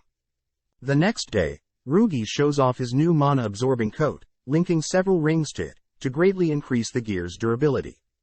Suddenly Mio appears, asking to speak with Makoto, which he shyly accepts. Chatting privately, Mio apologizes for last night, agreeing to never force herself onto Makoto, unless permitted. Changing topics, Makoto announces that he'll be visiting the Tinnarak forest, to negotiate the ambrosia flower for his trading company, but Mio states that it'll be a waste of time, and instead she'll just forcibly take it. But when Makoto offers to have only Mio and him visit the forest, she forgets about terrorizing the forest, as she can be alone with Makoto. Now passing through the forest, Makoto and Mio make their way to the ambrosia flowers, with Mio spotting some adventurers following them, casting her web, so they don't interrupt her date with Makoto. As they approach a large field filled with ambrosia, they reason they should ask for permission before plucking them, holding hands as they make their way through the field. Suddenly Makoto and Mio are stopped by Aqua and Aris, pissing Mio off, as these people are interrupting her special time with Makoto. To make things worse, the three adventurers following Makoto and Mio appear as well, which Makoto recognizes one of the adventurers to be the girl from yesterday. Suddenly, Aris and Aqua accuse Makoto, Mio and the adventurers of stealing their land's goods, prompting Aris to suddenly conjure an ice spell, scaring everyone away. As Makoto runs away, we see the blonde girl from yesterday running alongside him, ordering him to protect them. With Aqua personally firing some flame arrows at them, Makoto is able to sense the attack in time, erecting his Kai barrier, and protecting everyone from further harm. Carrying Mio, Makoto runs alongside the adventurers, who demand that Makoto save them. Annoyed, Makoto suddenly hears Tomo's voice, chatting via telepathy. Asking if Tomo knows who the attackers are, Makoto asks if Tomo can help out, but Tomo refuses, jealous that Makoto is on a date with Mio, going as far as to hold her hand. Explaining his situation, Makoto says he'll allow Tomo to pursue katana making and rice farming as hobbies if she helps out, which she immediately agrees. Immediately coming up with an idea, Tomo asks Makoto to create a smokescreen, where Tomo can then create and drag the adventurers into the demi-plane via mist, where they'll visit the illusionary city, both protecting them and getting rid of them. Additionally, Tomo suggests Makoto feed her some of her favorite food, as she's currently in a sour mood. Channeling a fireball, Makoto shoots the ground beneath the adventurers, creating a smokescreen to allow them to be taken away by Tomo. Whilst Aqua and Aris are distracted by the friendly fire, Makoto cuts his own hand, feeding his blood to Mio, which Aqua and Aris find creepy, but this is enough to make Mio happy, complimenting the delicious meal she was fed. having just witnessed something strange. Eris begins casting a powerful ice spell, wanting to end this quickly, but as she slowly channels magic into her wand, Mio intervenes, slowly absorbing the magic, impressing Makoto. Following up, Makoto casts a bright beam of light, using it to distract Aqua and Eris, giving Makoto the opportunity to destroy Aqua and Eris's wand and bow, but to be safe, Mio ties them up. Whilst this is happening, the adventurers are welcomed by Tomo's fragment, having successfully made it to the illusionary city. With Aqua and Eris now bound, Makoto can clear things up, stating that he has no intentions of stealing from this forest, and instead is willing to exchange items of equal value. Hearing this, Eris and Aqua introduce themselves, offering to lead them to their village, where the elder of the village will talk to Makoto. Moving deeper into the forest, Makoto and Mio are taken to the forest ogre village, but Makoto can't help but sense a barrier looming over this village, one that Makoto recognizes. As they walk through the village, Eris states that the barrier helps protect their home, along with the precious ambrosia flowers, but they soon reach the elder's house. Greeted by Nilgistory, the representative of the leaders, Makoto learns that these people in the forest don't consider themselves elves, but claim to be forest ogres, drawing strength from normal means, whereas elves draw strength from spirits. Just then, Nilgistory's son enters Adano, who glares at Makoto only to scold the elders for refusing to accept that they are elves, even though they are descendants of elves. The elders reason that forest ogres create the woods, compared to the elves who depend on them, but Adano states that is irrelevant, mentioning how a dragon barrier is weakening. Turning to Makoto, Adano listens to how Makoto is only a merchant, here to trade goods, but Adano knows that if Makoto is capable of taking down Aqua and Eris, Makoto is more than a merchant. As Adano leaves, Nilgistory apologizes for his son's behavior, asking that Mio and Makoto stay, asking the two more questions. Taken to their room, our duo learn that there will be a feast held for them, as an apology for keeping them here, but first Aqua and Eris want to introduce their master to our duo. Suddenly, a nearby wall is kicked in, allowing Mondo, Aqua and Eris's master, to appear. Spotting Makoto, Mondo reaches out to shake Makoto's hand, rubbing Makoto's hand, able to sense something leaking from them. Out of nowhere, Mio kicks Mondo out of the room, stating that she wasn't able to hold Makoto's hand for nearly as long. As Aqua and Eris check up on Mondo, Mondo notes how Mio is very strong, but more importantly, Makoto is concealing a powerful skill. Later that evening, Makoto chats to Mio privately, asking Mio to personally investigate Adano and Mondo, as Makoto has a bad feeling about the two. Happy that she gets to pretend to be a spy, Mio sinks into the floor, but as she sits in a void of darkness, she thinks about how Makoto is becoming more and more impatient every day. As Mondo walks through the forest, Mio is seen watching him from the trees, noting how Mondo has fully recovered from before, but most importantly, Mio suspects Mondo is possessed by something, holding herself back from devouring him. At the same time, Mio catches something in her webs she has strung up, listening into a conversation with Adano and a mysterious person, who is revealed to be a demon. As Mio reports back to Makoto, Makoto asks that Mio and Tomo switch places, as he needs to confirm something. That night, as the feast begins, Makoto looks past the crowd admiring the performers, noticing Mondo and Adano, chatting privately. As Mondo gets more and more aggressive, suddenly a mysterious undead appears from Mondo's body.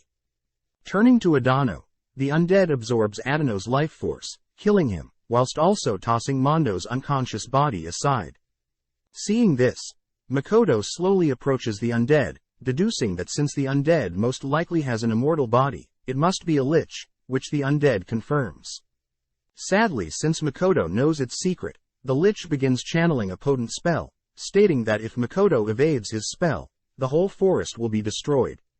Hearing this, Makoto takes the spell head on, revealing that any spell that affects his status is immediately neutralized, as he mimics Mio's spell from earlier, consuming the lich's magic before it can cast its spell. On top of that, Makoto strips the magic surrounding the lich, leaving only its skeletal body, too weak to even stand.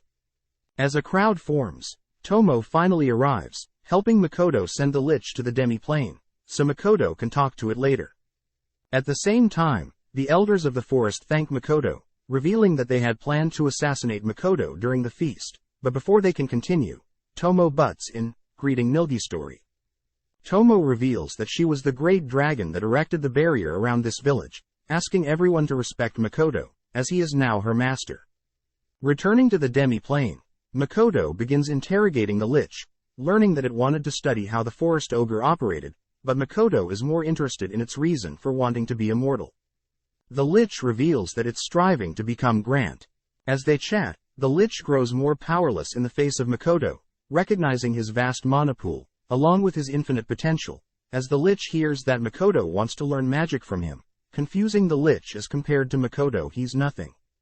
Stepping in, Tomo states that she knows the Lich's definition of a Grant as a being that can move to other worlds, without being stopped by the goddess of this world. But Tomo reveals that she only knows of a few Grants that have moved to another world, and decided to stay, as these other worlds were far too dangerous. Hearing this, Makoto realizes that his parents were Grants, having moved to Earth, from this world. On top of that, Tomo tells everyone that there is less than a 10% chance of successfully moving to another world. Hearing this, the Lich begins to despair, as there is almost no chance that he can become a Grant and visit another world. Seeing this, Tomo suggests that the Lich becomes Makoto's servant, which Makoto agrees, offering to form a pact. Cutting to the adventurers, we see the three staying at a room assigned for them, humiliated as they don't want to accept equipment from monsters, but instead want to steal the valuable equipment. Back with Makoto, he is seen successfully forming a pact with the Lich. Everyone is amazed to see that the pact has returned the Lich back to its human form, a handsome red-haired man. With the Lich marking the third servant for Makoto, the girls begin trying to boss the Lich around, but suddenly Tomo is struck by a powerful force, falling to the ground, as she apologizes for making a mistake, bleeding from the head. Ordering Mio to stop and patch up Tomo's bleeding head, Makoto states that he'll be heading to the source of the explosion, asking Lich to accompany him. As the two rush through a forest, towards the village, Lich collapses, apologizing for being dead weight, as he's not used to this body. But instead of using his mana to keep up with Makoto, Lich offers to heal the village from afar, surprising Makoto, as healing magic is the opposite of what he thought Liches were capable of. As Lich begins healing the village, Makoto sprints towards the entrance of the village, spotting Emma and Hokuto, noting that Hokuto is not regenerating, not breathing and cold. Seeing this, Makoto gets a flashback of when he was younger. He had lost a pet, having taken a while to accept that the pet was dead. Back in the present, Lich telepathically communicates with Makoto, informing Makoto that he's been able to heal the ones lightly scraped and battered, but the ones in front of Makoto are badly injured. Hearing this, Makoto reasons that Hokuto must still be alive. Makoto immediately erects a Kai barrier around the injured, pissed that he can't use healing magic. But searching through his memories, Makoto immediately erects another Kai barrier, simply enhancing Lich's healing, as it passes through the barrier. Happy to see that Hokuto is now breathing again, Makoto leaves the rest to Lich, wondering why his mana is suddenly filling the air. Emma barely makes it to Makoto, handing Makoto an item of the orc assigned to guide the adventures in the illusionary city, but Emma points towards the explosion point, stating that Tomo's fragment and the orc are trying to stop adventurers who caused this. Rushing to the site, Makoto notices several mist gates, wondering if the explosion forced the mist gates to appear, dragging the adventures, Tomo's fragment and the orc all into different gates. Sensing something off, Makoto reaches to enter one of the mist gates, but he suddenly obtains the blonde adventurer's memories. Apparently, the blonde had intentionally tried to seduce Makoto that one night, but failed. We then see the blonde and her party, stealing the valuable goods in the village, but Emma had caught them, innocently asking them to stop, but was kicked aside. Next, Hokuto and the orc attempted to warn the adventurers that the items were too dangerous and need to be disposed of, but they wouldn't listen, leading the blonde to toss a bag containing one of Makoto's mana-filled rings, but unknowingly, this caused the ring to explode.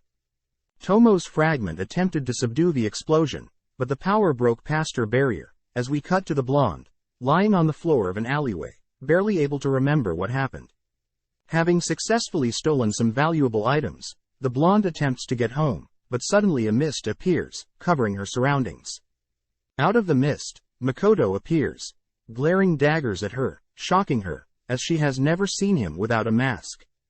Since Makoto can't speak common yet, the blonde can't help but slowly back away, as Makoto begins walking towards her, stating that the blonde was only able to survive because of Tomo's fragment protecting her, but even still, it's quite unfair for trash like her to live. Demanding that Makoto leave her alone, the blonde announces herself as a level 96 adventurer, but Makoto ignores her, pulling out his dagger, prompting the blonde to rush him. As her blade helplessly clashes against Makoto's Kai barrier, Makoto disarms her, cutting off her 2 hands, and kicking her to the ground. Slowly walking up to her, she begins begging for her life, but Makoto reveals that because of the explosion, Tomo's fragment, and the orc is now dead, ending her life. As he turns to leave, Makoto begins crying, realizing that death isn't normal, only to collapse to the ground, breaking down. The next day, the villagers hold a funeral for Tomo's fragment and the orc, which brings to light that Makoto truly underestimated the cruelty of this world. As Mio, Tomo, Makoto and Lich gather in a room, they all decide to give Lich the name Shiki, representing knowledge, or common sense. Happy to see Shiki pleased with his name, Makoto turns to ask Tomo how he was able to see the memories of the blonde adventurer, as that is a skill specific to Tomo. Makoto wonders if upon forming a pact with Tomo, Mio and Shiki, that he'll start growing dragon, spider and undead body parts, but this makes Tomo crack up. It's revealed that since Makoto had formed pacts, through contracts of control, no part of the servant will enter the master's body. But Tomo does state that Makoto was most likely able to use her ability, since he trusts her, as it's quite known that a master is able to use a servant's skills, only if they have a strong connection. Hearing this, Mio gets jealous, listing off times when she's been close with Makoto, but Tomo matches her energy, listing her moments with Makoto. Heading elsewhere, Makoto chats to some villagers, asking Emma to construct a barrier around the illusionary city, as a means to keep adventurers in, but also prevent weak and young villagers from getting in danger. Next Makoto asks about Hokuto, happy to hear that his recovery is going well, but Makoto asks for some of the Alks to change into their adventurer form, and live among the adventurers brought to the illusionary city, as a way to keep watch and gather information. Makoto then visits the dwarves, asking them to integrate a disposal system, where dangerous items are immediately disposed of, and valuable items are kept out of adventurers' reach. As the dwarves immediately get to work, Makoto visits the friend of the orc that passed, stating that he's personally apologized to the deceased orc's parents, but hearing this, the orc's friend states that Makoto is not to blame, as things like this do happen, and when they do, it's important to accept and make sure it never happens again. As Makoto and Shiki wrap up their rounds for the night, Shiki notices Makoto acting strange, but Makoto says he's simply been thinking about the future of the demi-plane.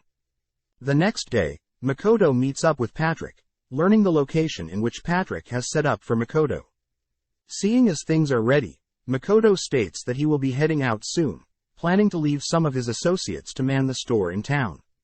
But first, he feels bad for lying to Patrick. Taking off his mask, Makoto reveals his face, but this doesn't shock Patrick or Morris, as Patrick was fine loving his family when they became monsters. Sitting down with Mio and Tomo, the girls are jealous that Makoto is only bringing Shiki on his travels, but Makoto reasons that since Shiki was a former human, it would help greatly, as Makoto wants to learn more about this world's humans, gods, magic, demons and especially Grants, hoping to learn more about his parents, since Makoto plans to attend a school in this world. As a parting gift, Makoto gives Tomo and Mio fragments of his memories, each containing hobbies that Mio and Tomo may be interested in, whilst Makoto is gone. Reluctant to accept them, the girls state that they'll work on gathering more species in the demi-plane, and help grow the store here in town, whilst Makoto is gone.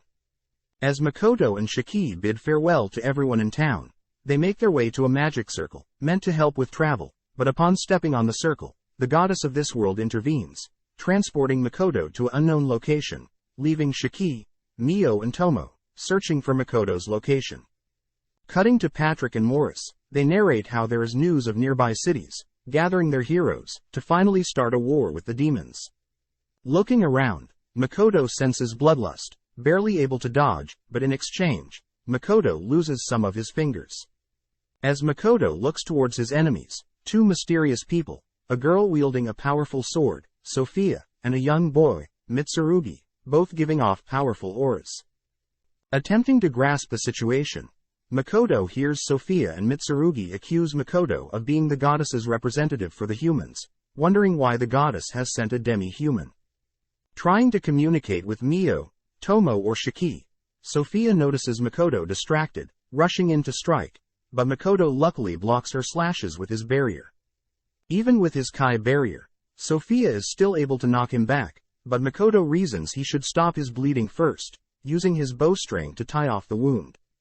With Sophia impressed with Makoto's skills, Makoto takes the chance to use his writing magic to ask why they are attacking him, a fellow human, but the two reveal that they have sided with the demons, making them enemies by default.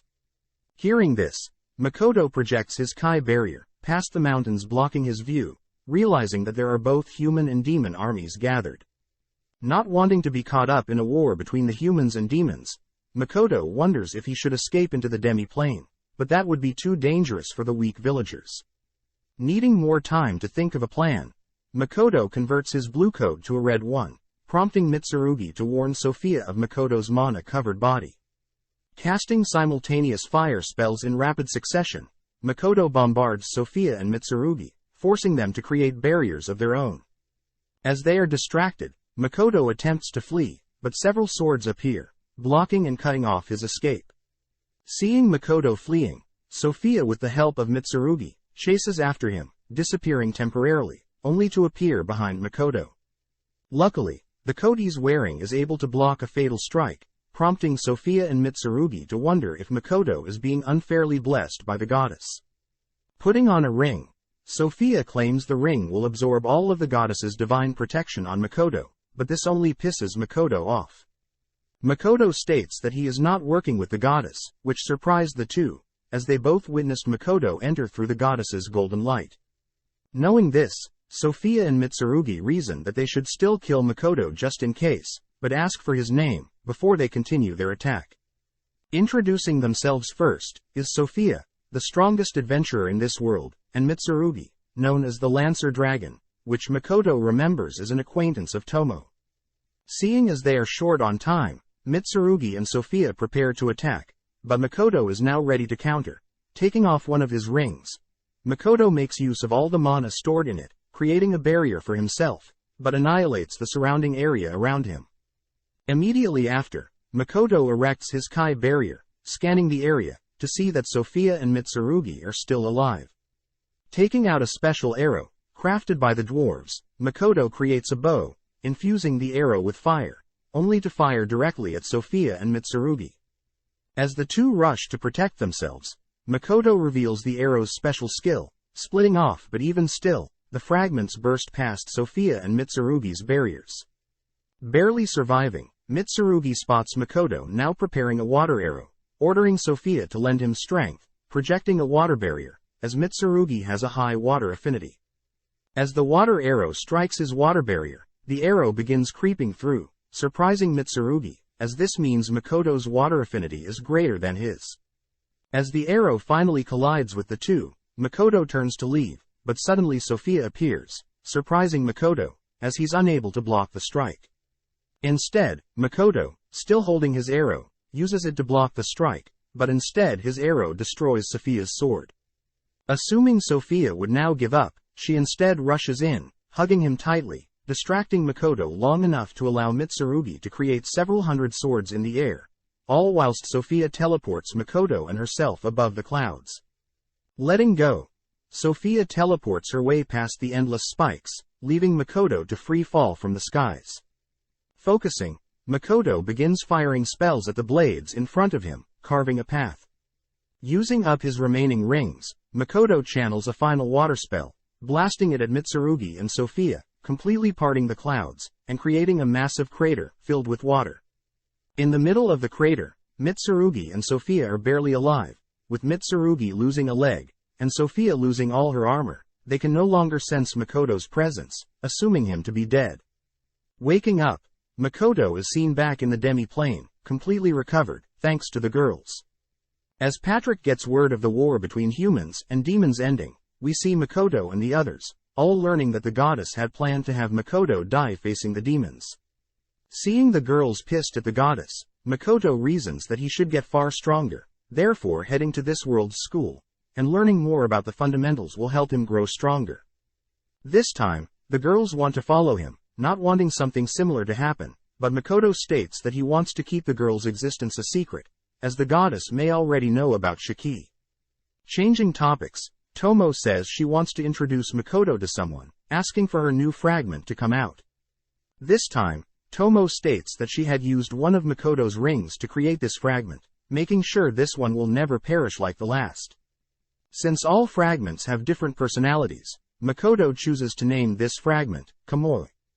Seeing Makoto grow so attached to Kamoi, Mio can't help but hate Kamoi.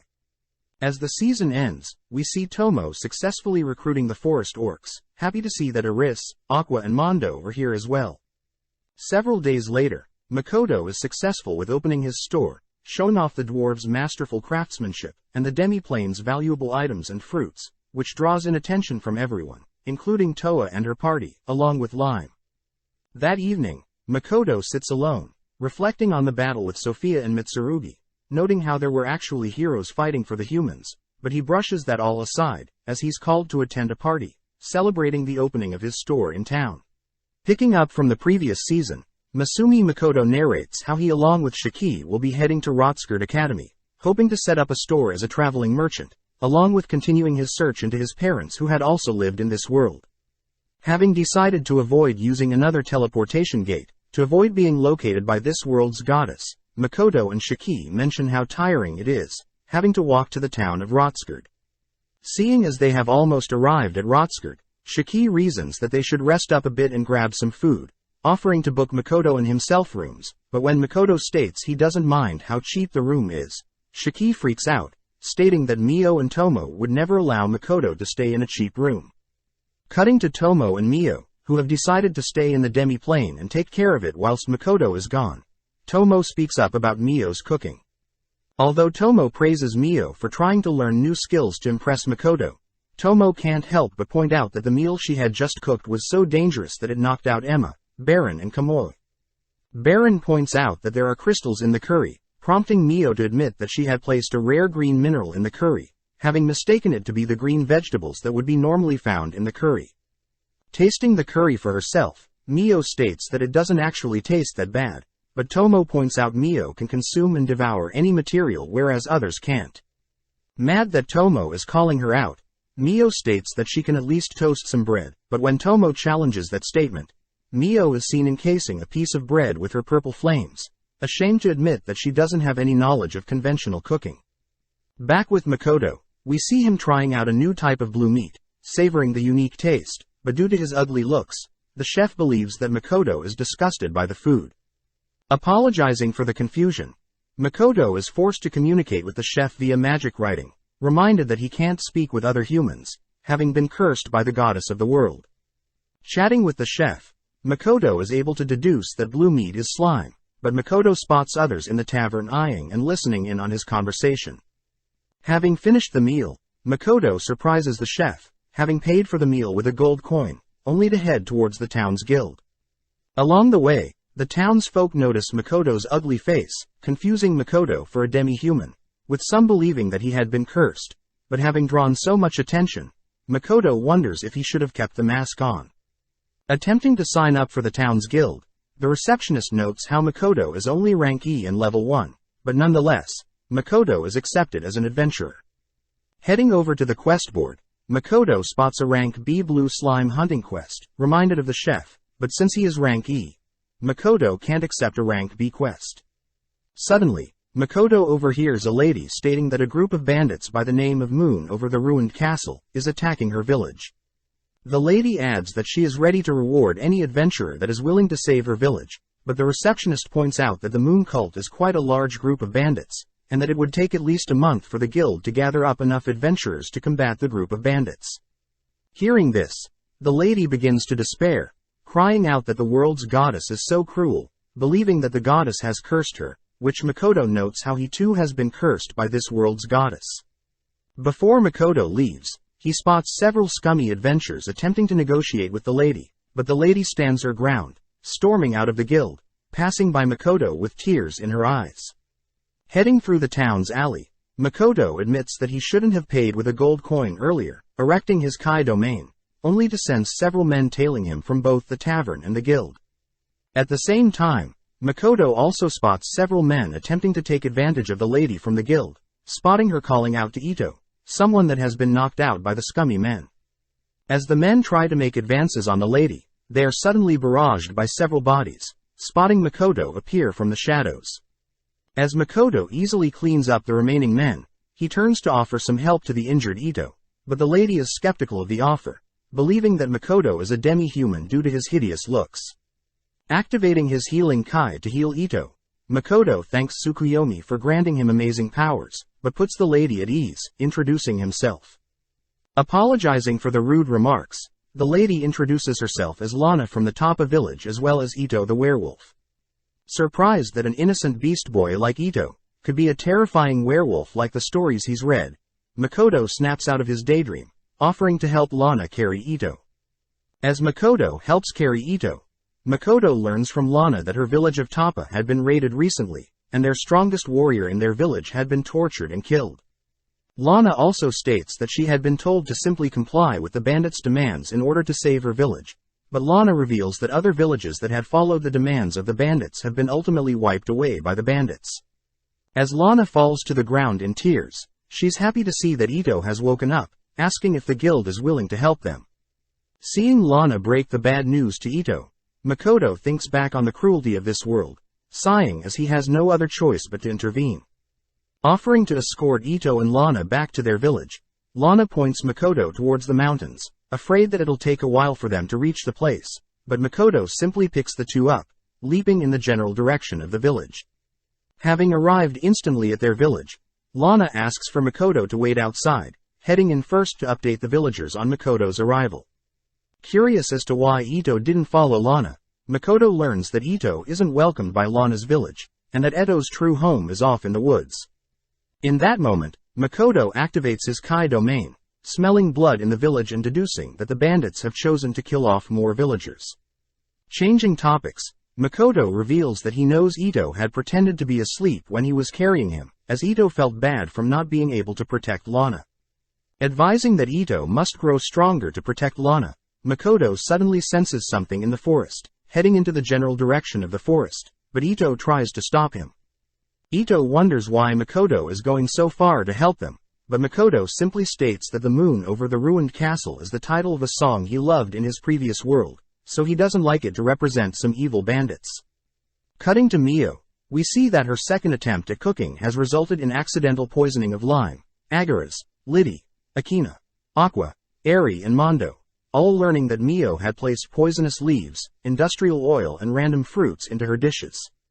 Tomo states that Mio should also factor in what each species prefers as meals, and not rely only on the rarity of a certain food item, but this only confuses Mio. As an alternative, Tomo suggests that Mio travel the world to expand her knowledge on the culinary arts, able to convince Mio to accept that idea, if it means Makoto will be impressed. Back with Makoto, we see him spot several bandits camping in the woods, listening in on them. Putting his mask back on, Makoto immediately erects his Kai barrier, removing all sounds within his barrier, only to fire arrows at the bandits. Makoto reveals that the arrows aren't meant to kill but instead they're laced with sleep spells, only to slowly approach the men. When one of the men tosses his blade at Makoto, Makoto's dwarf armor simply deflects the blade, but seeing as he doesn't want to waste too much time, Makoto conjures two balls of flames, shaping them into a bow and arrow, only to release the arrow in the direction of the remaining bandits. With a huge explosion, Makoto walks towards the injured bandits, threatening the bandits, only to disappear. Having heard the huge explosion, Lana, Ito and other villagers arrive on the scene, spotting the tied-up bandits, only to thank Makoto for helping them out. Having returned to town, Makoto meets back up with Shiki.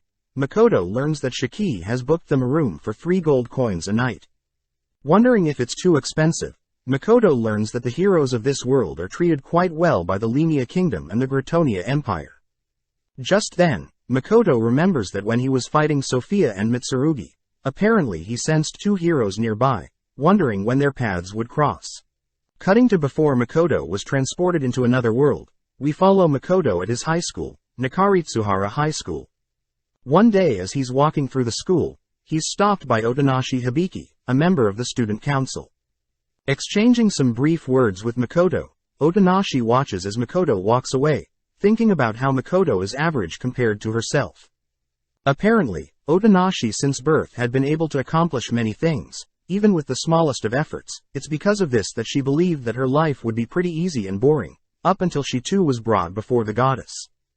Demanding to know why she is in this mysterious realm, Otonashi learns from the goddess that Otonashi and one other person have been selected to defend the goddess's world from evil beings.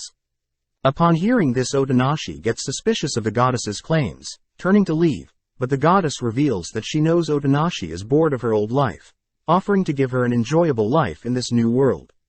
With Otonashi convinced, the goddess bestows powerful magical and physical abilities, along with a unique skill to draw people into her. Finally, the goddess gives Otonashi a silver sash, sending her off before she can ask further questions.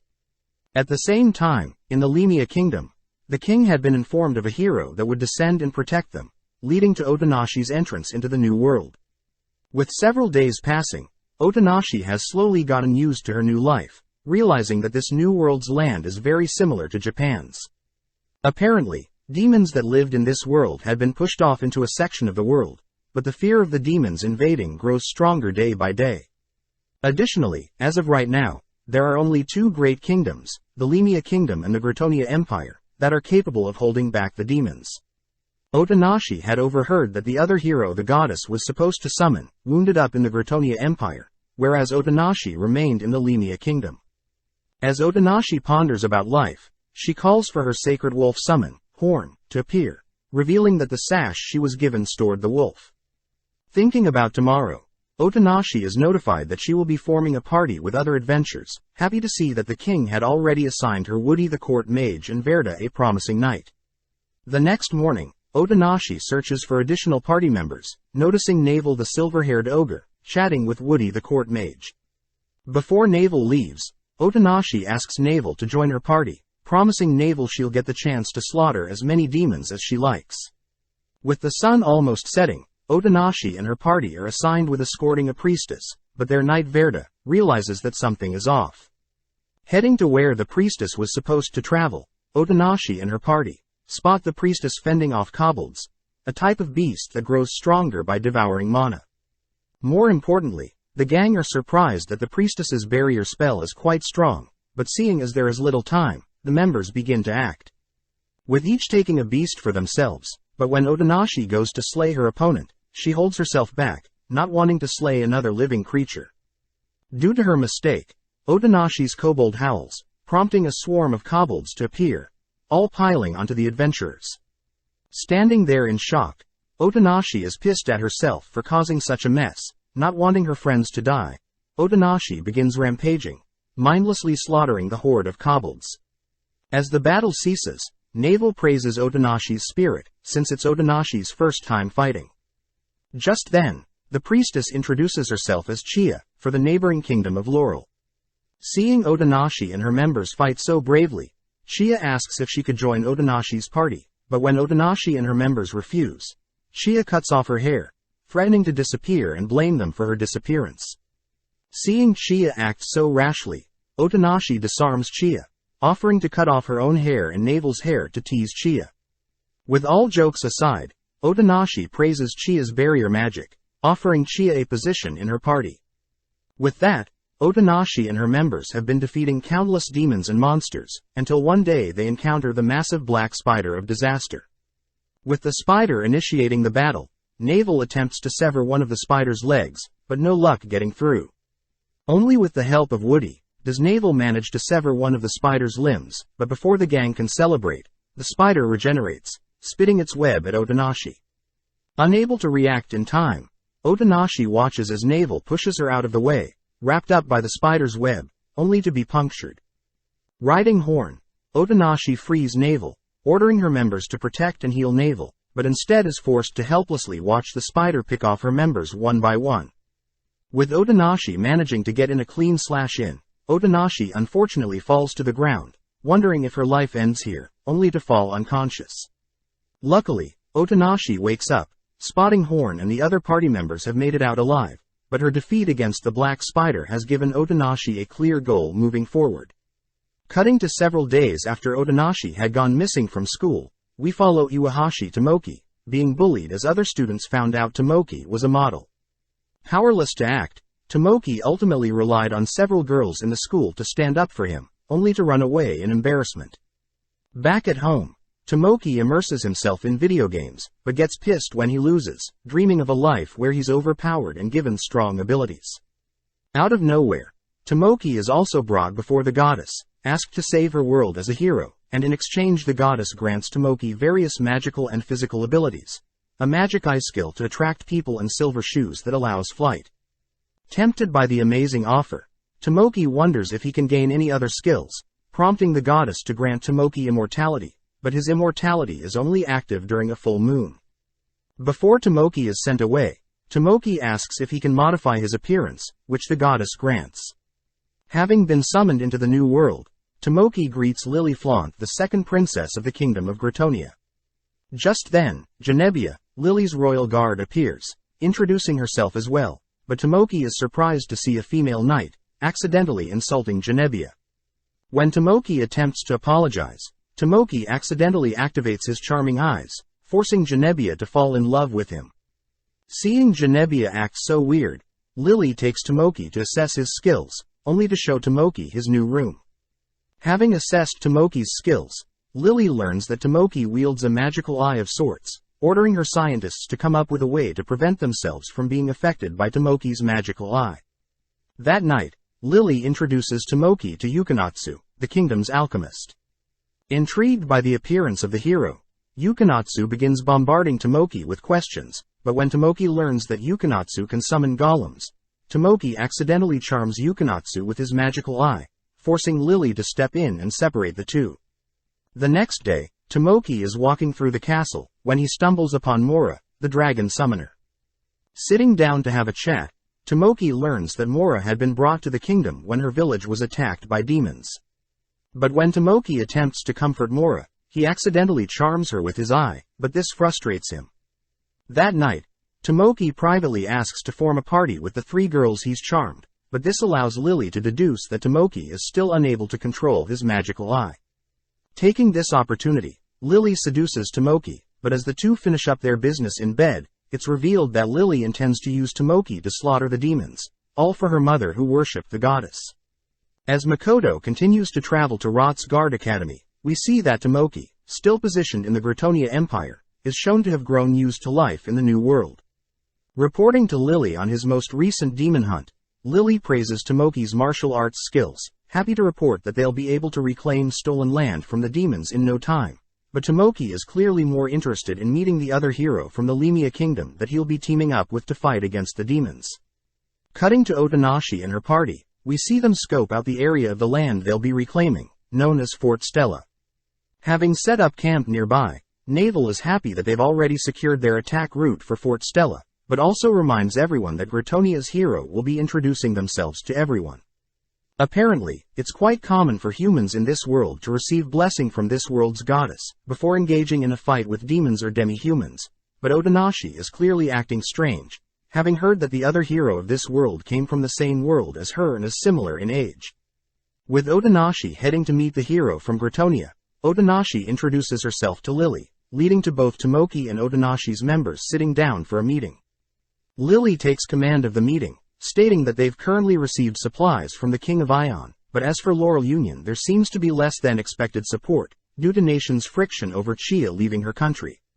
Nonetheless, Lily points out that their current combined forces is at least 5 times the demons they'll be facing, and once they are blessed by the goddess, they should have no issues winning. Before the meeting wraps up, Otonashi asks the reason for their battle commencing during night, but Tomoki interrupts, stating that his army has simply grown used to fighting at night. Not wanting to pry too much, Otonashi backs off, allowing Tomoki to ask if Otonashi has any requests of herself, but Otonashi and her members are quite flexible. With the meeting over, Tomoki starts the banquet, munching on the scrumptious food. Wanting to get to know each other, Otonashi asks Tomoki if they've met before, but Tomoki quickly shoots down that assumption.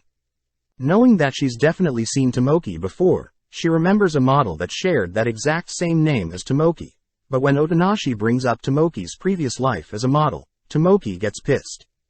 Asserting his superiority, Tomoki demands to know Otonashi's level, learning that Otonashi is only level 430 compared to Tomoki's level of 605. Not wanting to agitate Tomoki further, Otonashi agrees to speak casually to Tomoki, hoping that they'll get along with each other. That night, Navel goes for a midnight walk, only to spot Otonashi sitting alone. Hearing that Otonashi can't sleep, Navel sits beside Otonashi, asking Otonashi's reason for coming to this world.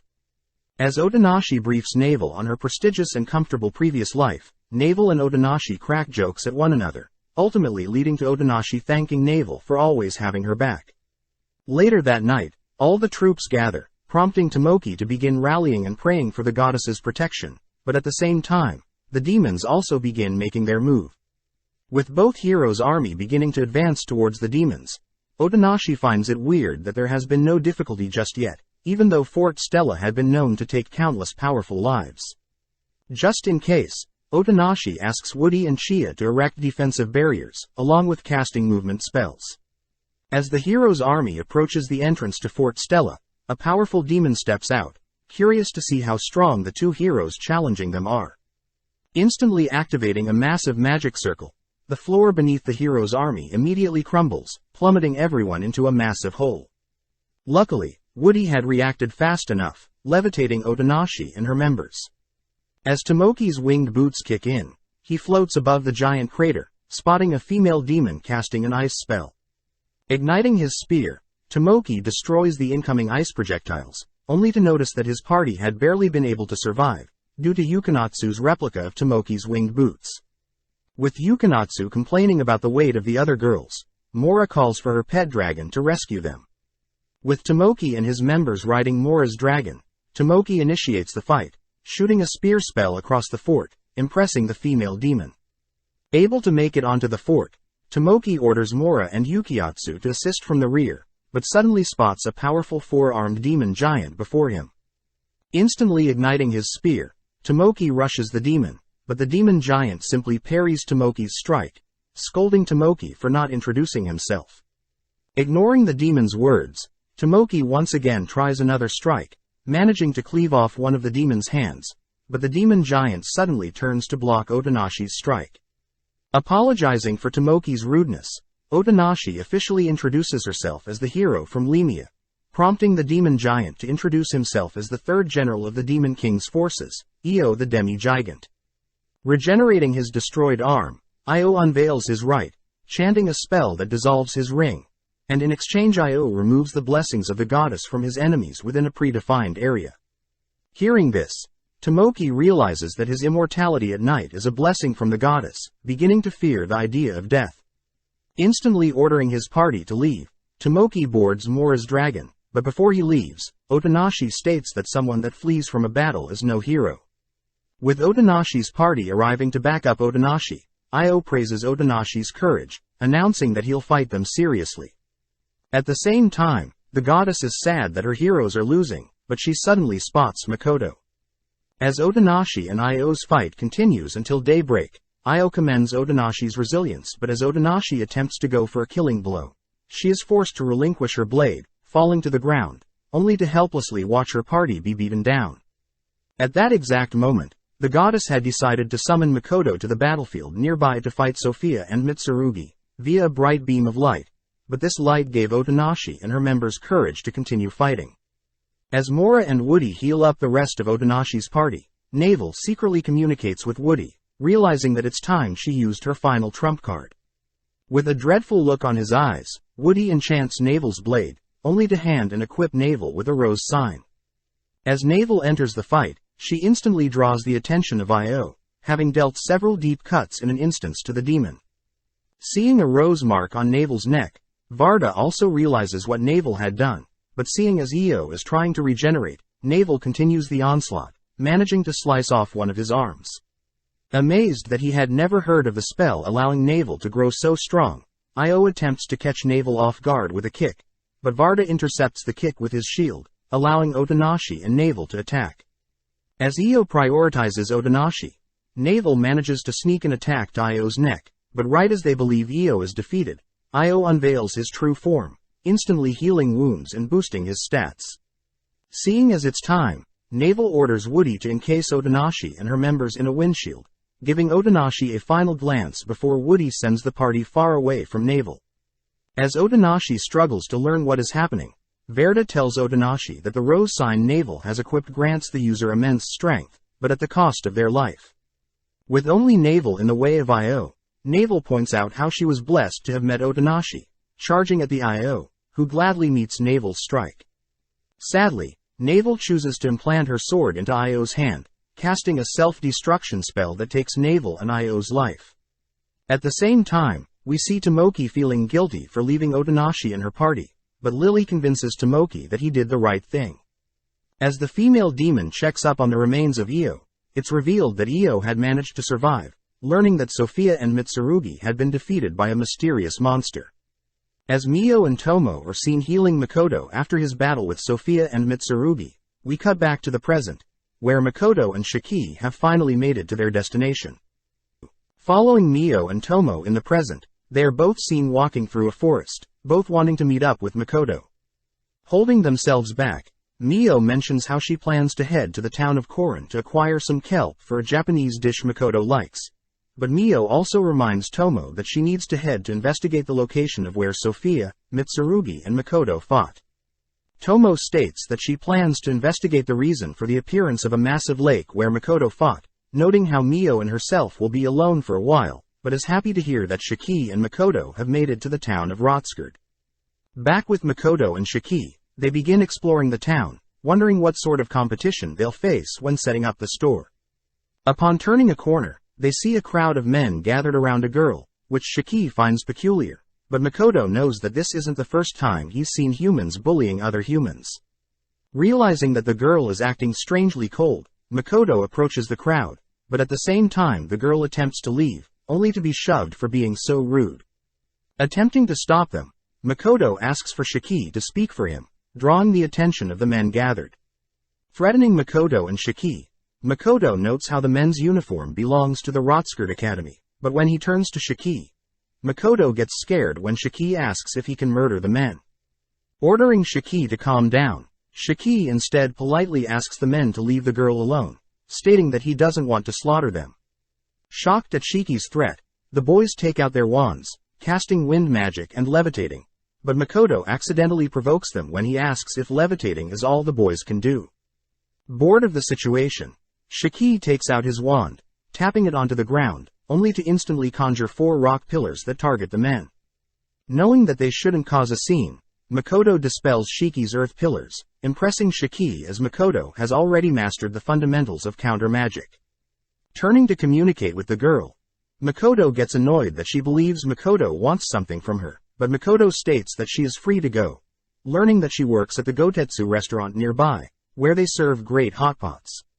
Intrigued by the offer, Makoto realizes the 4 men are floating slowly to their deaths, ordering Shiki to help them out. With a single cast, Shiki casts a wind spell to help assist their fall, but out of spite purposely drops them. As the men look around for the girl, they utter the girl's name, Luria, only to run off, cursing at Makoto and Shiki. Knowing that Makoto just made enemies, Shiki states that Makoto should stop intervening in others' affairs, but seeing Makoto's serious glare, Shiki apologizes for questioning Makoto's intentions. Since Makoto plans to take the student entrance exam in 3 days, Shiki and Makoto head to find an inn, as once Makoto is a student, he'll be officially a resident of the town, where he can finally open up a store. Confused at what Makoto is saying, Shiki corrects Makoto, as the papers that Makoto was given are for the teacher employment examination, shocking Makoto as this was not what he had planned. Cutting to Patrick and Morris, we see Morris admit that he may have made a mistake when signing Makoto up for a position in the Rotskerd Academy. On the day of the teacher examinations, Makoto is clearly nervous, having no idea what to expect. Upon reaching the receptionist, Makoto asks if there are any office positions that may be available, but this only annoys the receptionist, scolding Makoto for being inconsiderate. As the receptionist looks up, he's terrified to see Shiki glaring at him, only for Shiki to use some dark magic, draining the life force from the receptionist. As Makoto attempts to stop Shiki from acting up, a female worker steps in, apologizing for her colleague's rudeness. Seeing Shiki and the female worker interact, Makoto fears that Shiki will start fighting with her, but suddenly she asks for Makoto's papers. Amazed that Makoto had been referred by the Rembrandt Trading Company, she states that since Makoto is applying to be a general tactics teacher, Makoto will be able to choose the difficulty of the examination along with the ratio of practical and written examinations. Overwhelmed by the woman's words, Makoto watches as Shiki steps in, personally choosing the hardest examination, which only involves physical aspects. Now in a room with other examinees, Makoto and other examinees are told that the exam will take place over 3 days, and they've all been assigned a feather from when they wish to return and a bell for when they choose to drop out. The examiner states that examinees are forbidden to fight with each other, and within the 3-day time limit, examinees are to gather a red, blue and yellow orb, in order to complete the exam. The examiner states they'll provide the examinees with weapons, but food will have to be procured by the examinees, but beware, there are monsters in the training area.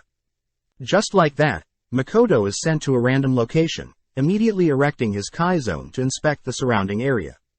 Happy to see that there is plenty of food and water nearby, Makoto manages to also locate the other players, but notes how they are pretty far away. Just then Makoto spots a red orb floating nearby, taking out the instructions on how to capture the orb. Apparently, each orb upon being damaged by specific attacks will stop moving, allowing them to be captured, but if the orbs are attacked by incorrect methods, they'll explode and disappear. Since red orbs require physical attacks, Makoto lightly punches the red orb, but it explodes on impact. Spotting a yellow orb, Makoto fires the required magic attack at it, but it too explodes on impact. Finally, seeing a blue orb nearby, Makoto fires an arrow at it, as the blue orb needs to be hit by projectile attacks, but is confused when the blue orb is destroyed as well. Rereading the instructions, Makoto wonders if he's too strong, choosing to deactivate his strengthening Kai. But even without the Kai boost, Makoto destroys countless colored orbs. With it being already night, Makoto is sad that he'll have to spend the night, choosing to erect a powerful barrier that'll harm anything that comes nearby. Upon waking up, Makoto is shocked to see various monster corpses nearby, grateful for not being disturbed, but washes up as he needs to complete the exam soon. Choosing to check up on the other examinees, Makoto is shocked, not being able to sense the elf's presence any longer. Spotting a blue orb, Makoto reasons he'll graze the orb with the feather from his arrow, but upon hitting the orb, the blue orb teleports away. Annoyed at first, Makoto manages to successfully acquire the blue orb, but suddenly Makoto senses the human examiner's presence disappear as well. Managing to track down a yellow orb, Makoto focuses, slowly decreasing the strength of his fire spell, successfully managing to acquire a yellow orb. That night, as Makoto enjoys his first meal since being here, he senses another person appear in the training zone, but brushes it off, heading to sleep as he erects his protective barrier. Waking up on the final day, Makoto spots a masked figure dead along with the monsters, but suddenly the dead figure wakes up, tossing several knives at Makoto. Annoyed that the figure was playing dead, Makoto senses the masked figure hiding behind him, but reasons he should pretend to not sense him.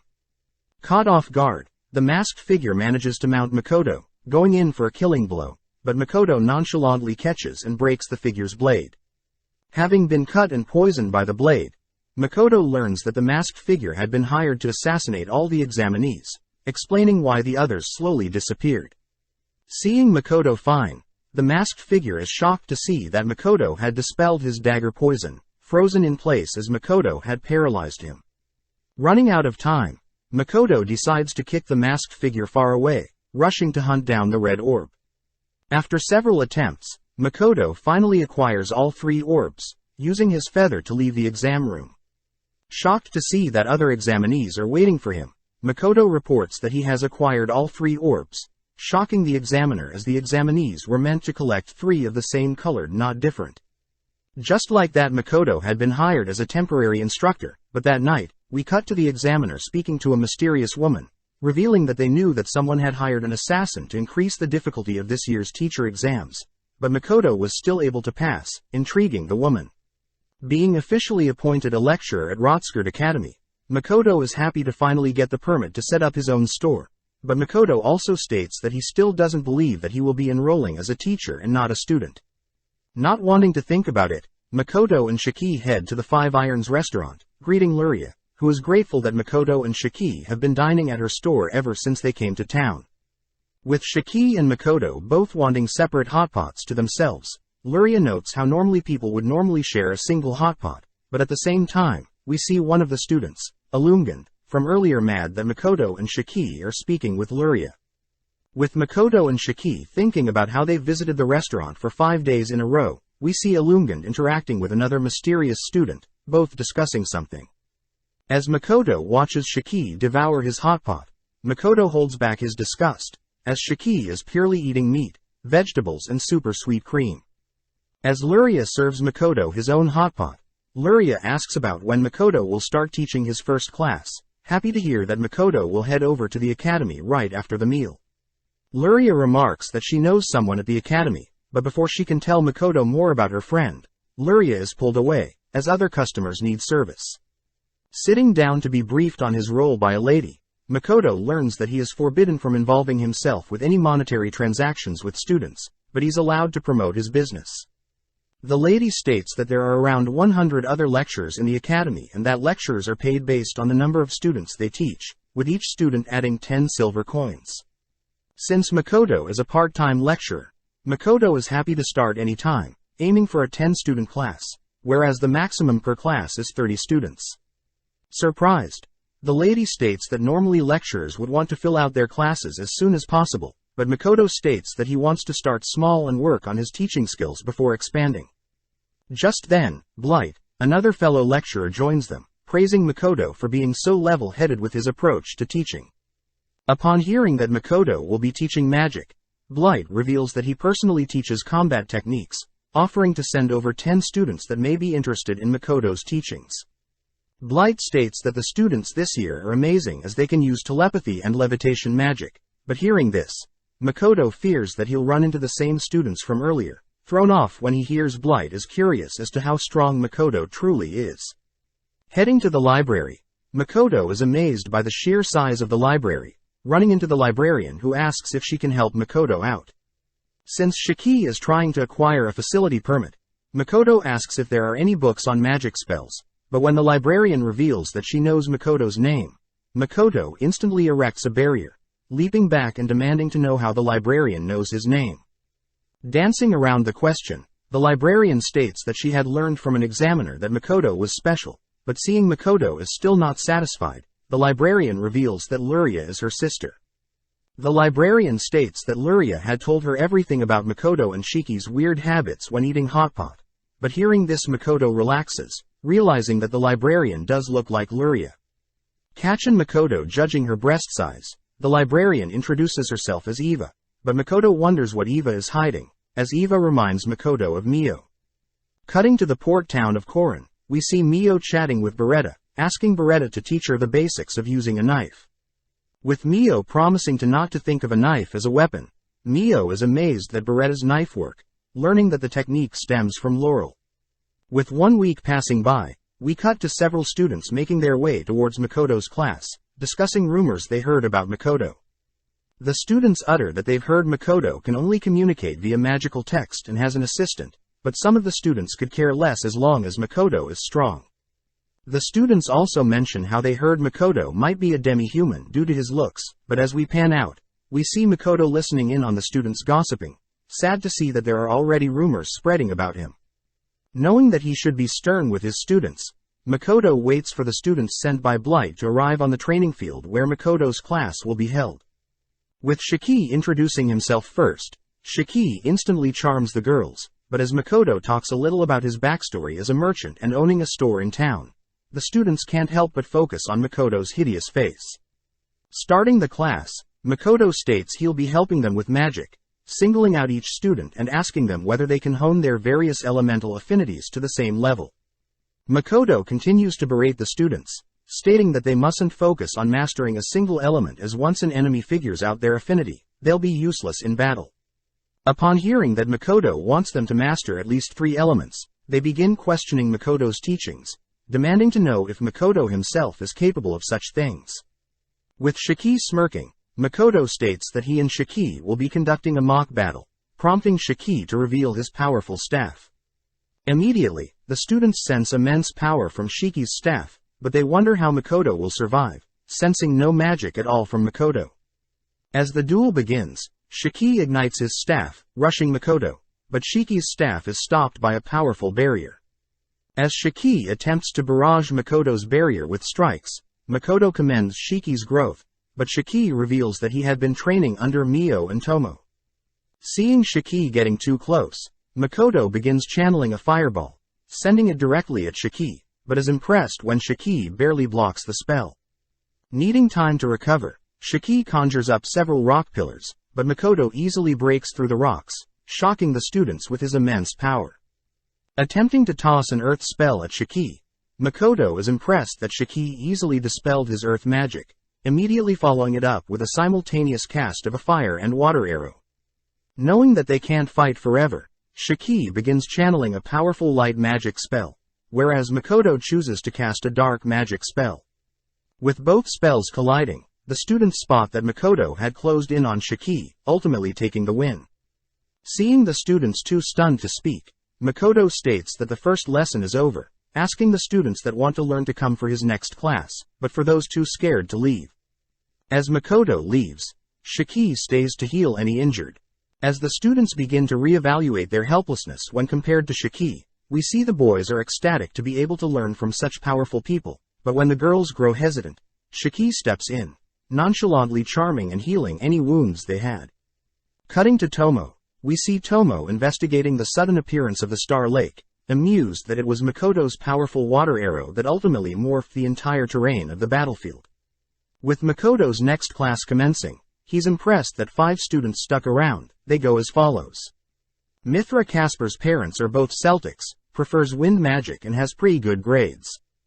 Dana has a wife, even though he's still so young, and prefers water magic. Abelia Hopley prefers fire magic and has relations with another student that shares the name Hopley and has connections to the kingdom of Lemia. Azumo Kusakabe specializes in wind magic, and finally Jin Rohan strives to be a swordsman with excellent combat skills.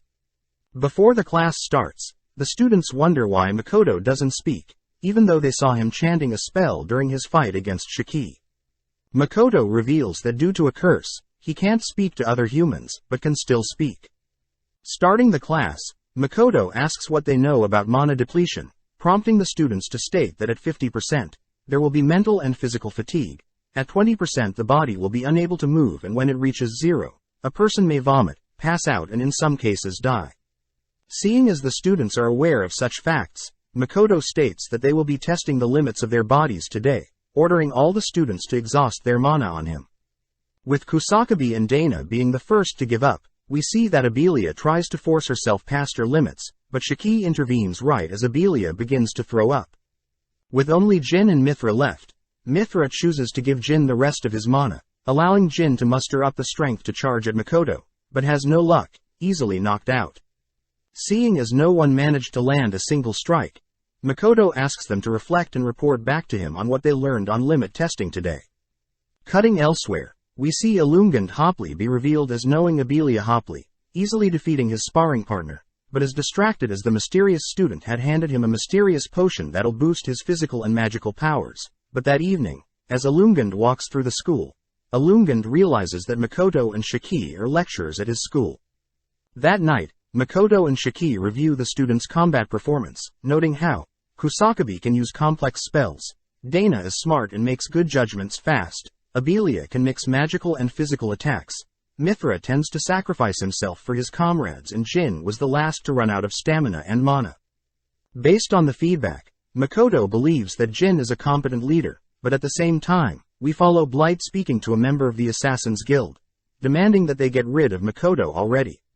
With 2 weeks passing by, Makoto reveals his new Kuzunoa store in Rotskird, but sadly he has to fire Aris and Aqua as they need more people back at the original store in Sieg. As both Aqua and Aris beg Makoto to let them stay, Makoto eventually gives in, telling the girls about the new various items they have in store. Makoto states that he intends to promote his new store by marketing it as a pharmaceutical and general store that opens till late, planning on operating till midnight. Makoto tells the girls that they'll be taking turns manning the stores, and that he'll provide the girls meals, piquing their interest. On top of that, Makoto says there will be no manager bossing them around, as they are still quite a new store, selling the girls on working at his new shop. As Makoto heads back to the academy, he notes how his new store and classes are going well, but unfortunately he's gained lots of attention from female students, all begging to marry Makoto, having heard of his overwhelming strength in combat along with opening a new business. Thinking about marriage, Makoto brings out a photo of his parents, only to realize Eva is behind Makoto, asking Makoto who the people in the picture are. Not wanting to tell Eva everything, Makoto simply tells Eva that two people are quite important to him and they are married, both caring dearly for each other. Hearing Makoto confused about the concept of marriage, Eva mentions that most students are children of nobles and merchants, therefore marriage is used to gain status or wealth. Hearing this, Makoto gets uncomfortable, as the students are used as tools for their parents' benefit, but Eva finds Makoto's reaction cute, as it's a common thing around the world, but this makes Makoto realize how lucky he is that Tomo and Mio want to marry Makoto out of love. Cutting to Lime, we see him reporting these findings on what transpired around the area where Makoto fought Sophia and Mitsurugi. Lime reveals that the dragon Laika the waterfall was fighting before people raided Fort Stella, suspecting Sophia to be the one to slay the waterfall dragon. Lime also asks if Tomo had figured out what the rings that strip users of the goddess protection came from, but Tomo sadly says she hasn't, but has figured out who created the massive lake. Before Lime and Tomo can utter that it was Makoto's doing, they both suddenly sense people outside, calling out to see who it was. The voice outside reveals that they had sensed that Lime was carrying a powerful sword, but as they both ready to engage whoever's outside, we see Lily, Mora and Tomoki greet them. Diffusing the situation, Tomo and Lime introduce themselves, uttering that they work for the Kuzunoa Trading Company, explaining Lime's rare sword. Tomoki notes how Tomo's speaking is familiar, asking how old Tomo is, but Tomo fires back, noting how rude Tomoki is, asking for Tomoki to introduce himself first. Apologizing for Tomoki's rudeness, Lily introduces Tomoki, Mora and herself, implying that Tomoki is the hero for the Gratona Kingdom and herself is the second princess. Lily reveals that they are here to investigate the sudden appearance of the lake near where they fought, but seeing Tomo's katana, Tomoki asks to hold it, snatching it out of Tomo's hands, only to attempt to unsheath it. When Tomoki fails, Tomo reveals that only she can use the blade, instantly snatching the blade back, only to unveil the sword's beauty, having named it Shirafuji.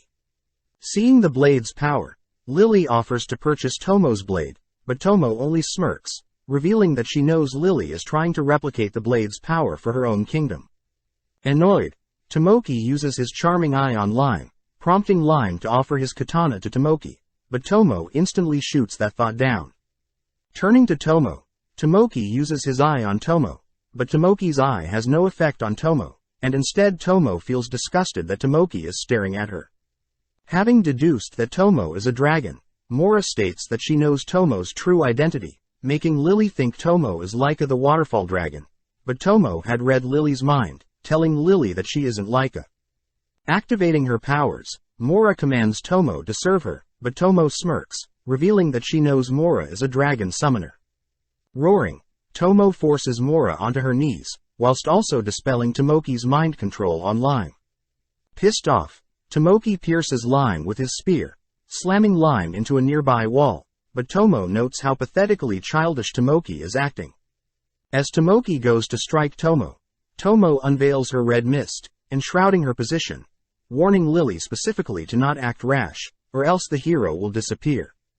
Lily realizes that Tomo is a dragon capable of mind reading and illusion magic, but Tomoki can only think about taming Tomo for himself.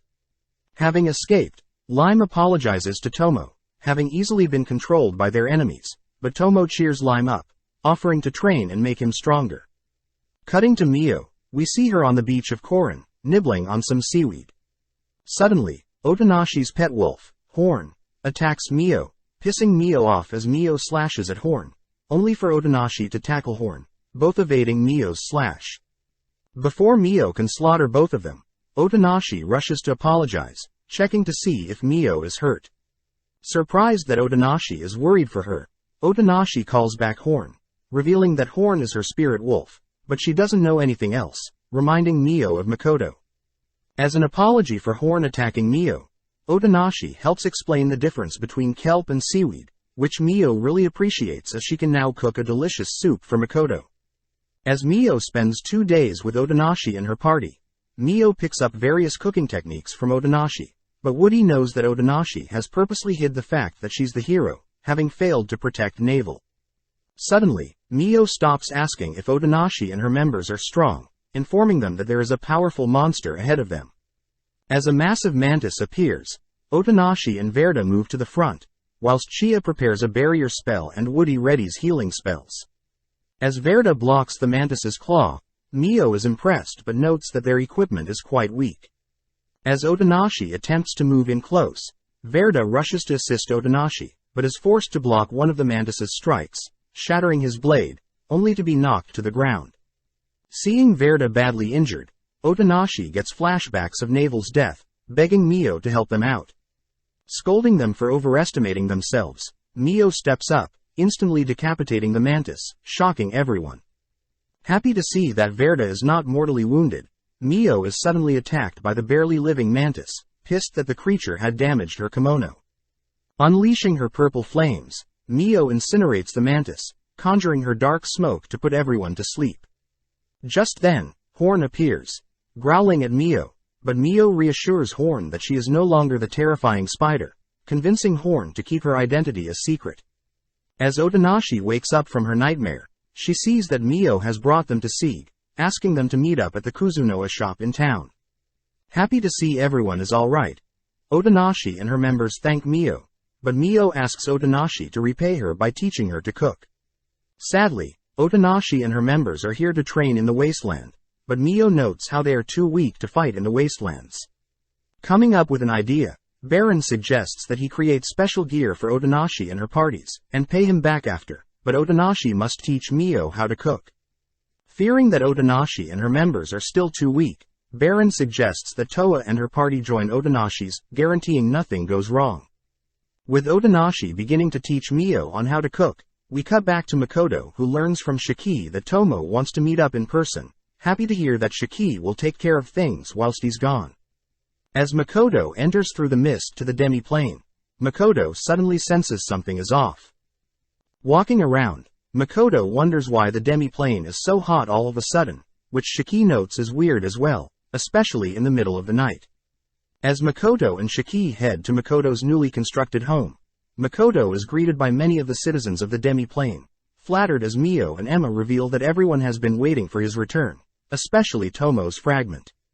With Tomo egging Makoto on to give a speech, Makoto shyly utters that he's grateful to be surrounded by so many hard workers, prompting everyone to raise a glass as they start the welcome party.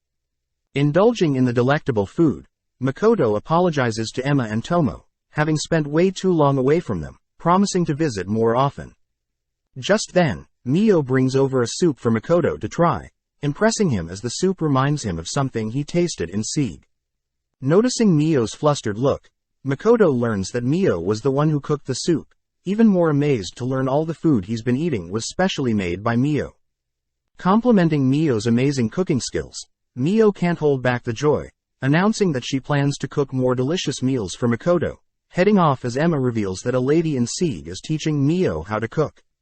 Happy to see Mio has found something interesting to pursue, Makoto turns to Tomo, hearing that they'll report their findings to Makoto on what they discovered after the party. In a private setting, Tomo casually mentions how she ran into one of the goddess's heroes, intriguing Makoto as he asks what the hero was like. Tomo states that the hero's name was Iwahashi Tomoki with a similar age to Makoto, but he is a scumbag, overestimating his abilities and selfishly pursuing his own needs. On top of that, Tomo reveals that she had read Princess Lily's mind, sensing Lily had intended to create some sort of firearm. Shiki chimes in, mentioning how the heroes from Makoto's world must have mentioned handheld firearms, which Makoto knows isn't as strong as magic, but can easily be used for assassinations. Tomo mentions how the hero Tomoki along with his party were quite annoying, even considering wiping them out, but Makoto asks Tomo to simply remain to observe them, Next, Tomo reports that she hasn't found anything about the goddess nor Sophia the Dragon Slayer, but Tomo does jokingly allude to a demon that fired a single water arrow onto a battlefield, turning the flat land into a giant lake. Makoto now begins to report what he found whilst traveling and teaching students, but Tomo reveals that Shiki had already been updating them throughout, but Tomo does ask about other girls clinging to Makoto. Dancing around the topic, Makoto wonders why it's so hot in the demi-plane, prompting the three to head out to the forest. Shiki and Tomo mention several citizens of the demi-plane have gotten sick recently, hinting that it may all be because of Makoto. Tomo states that the mist gates Makoto has been randomly creating dictates the weather of the demi-plane, especially Makoto's most recent mist gate location. Makoto states that his most recent gate was near the academy, which was a bearable temperature, but Shiki states that there must be other factors at work. Tomo says she'll look into what could be causing the unbearable temperature change, warning Makoto to be more careful where he's traveling. Cutting to Mio, we see her sad to hear that Otonashi will be returning to the kingdom of Lemia, as Otonashi needs to fulfill her duties back home.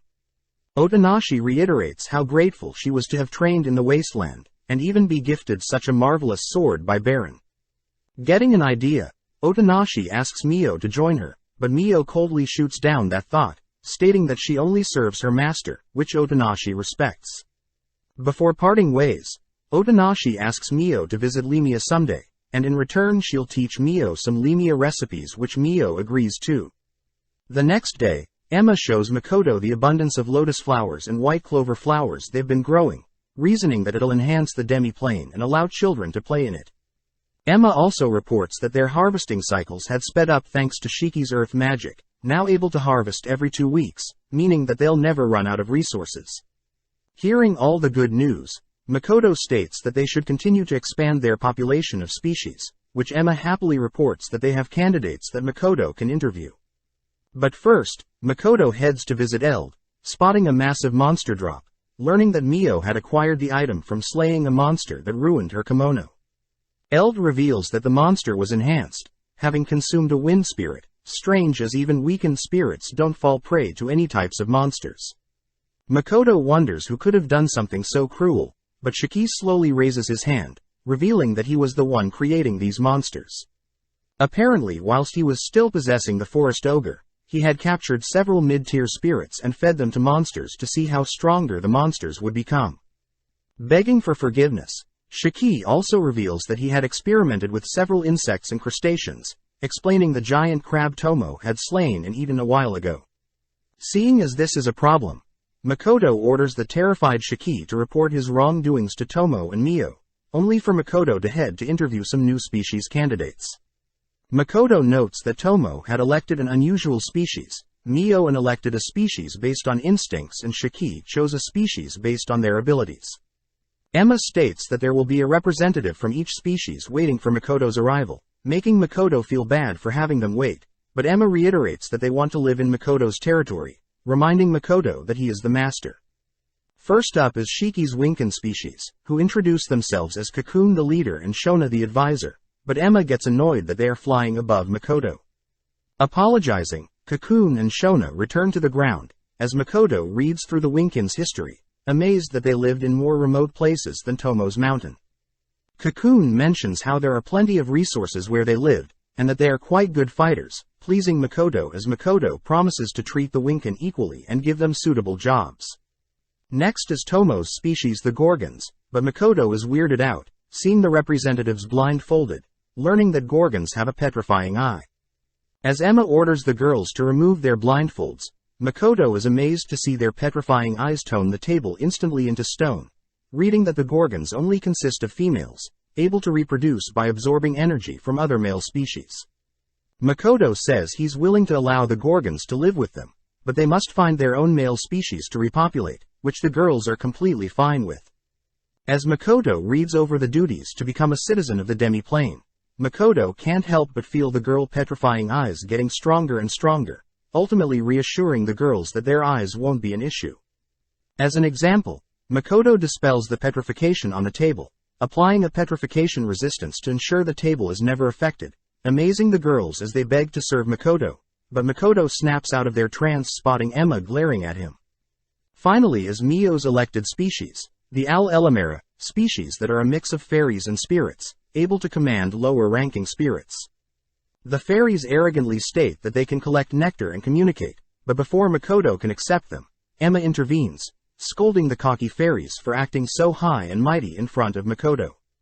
As the fairies mock Emma, Emma begins berating them, ultimately rejecting the Al-Elamera as candidates. That night, Makoto is happy to see the weather has cooled down, all whilst Shiki says he'll be working on glasses for the Gorgon's petrifying eyes, prompting Tomo to begin thinking of a training regime for the Winkins. With Tomo wondering why Mio would select such a useless species to join their demi-plane, we cut to several days later where the Winkins and Gorgons are now officially members of the demi-plane.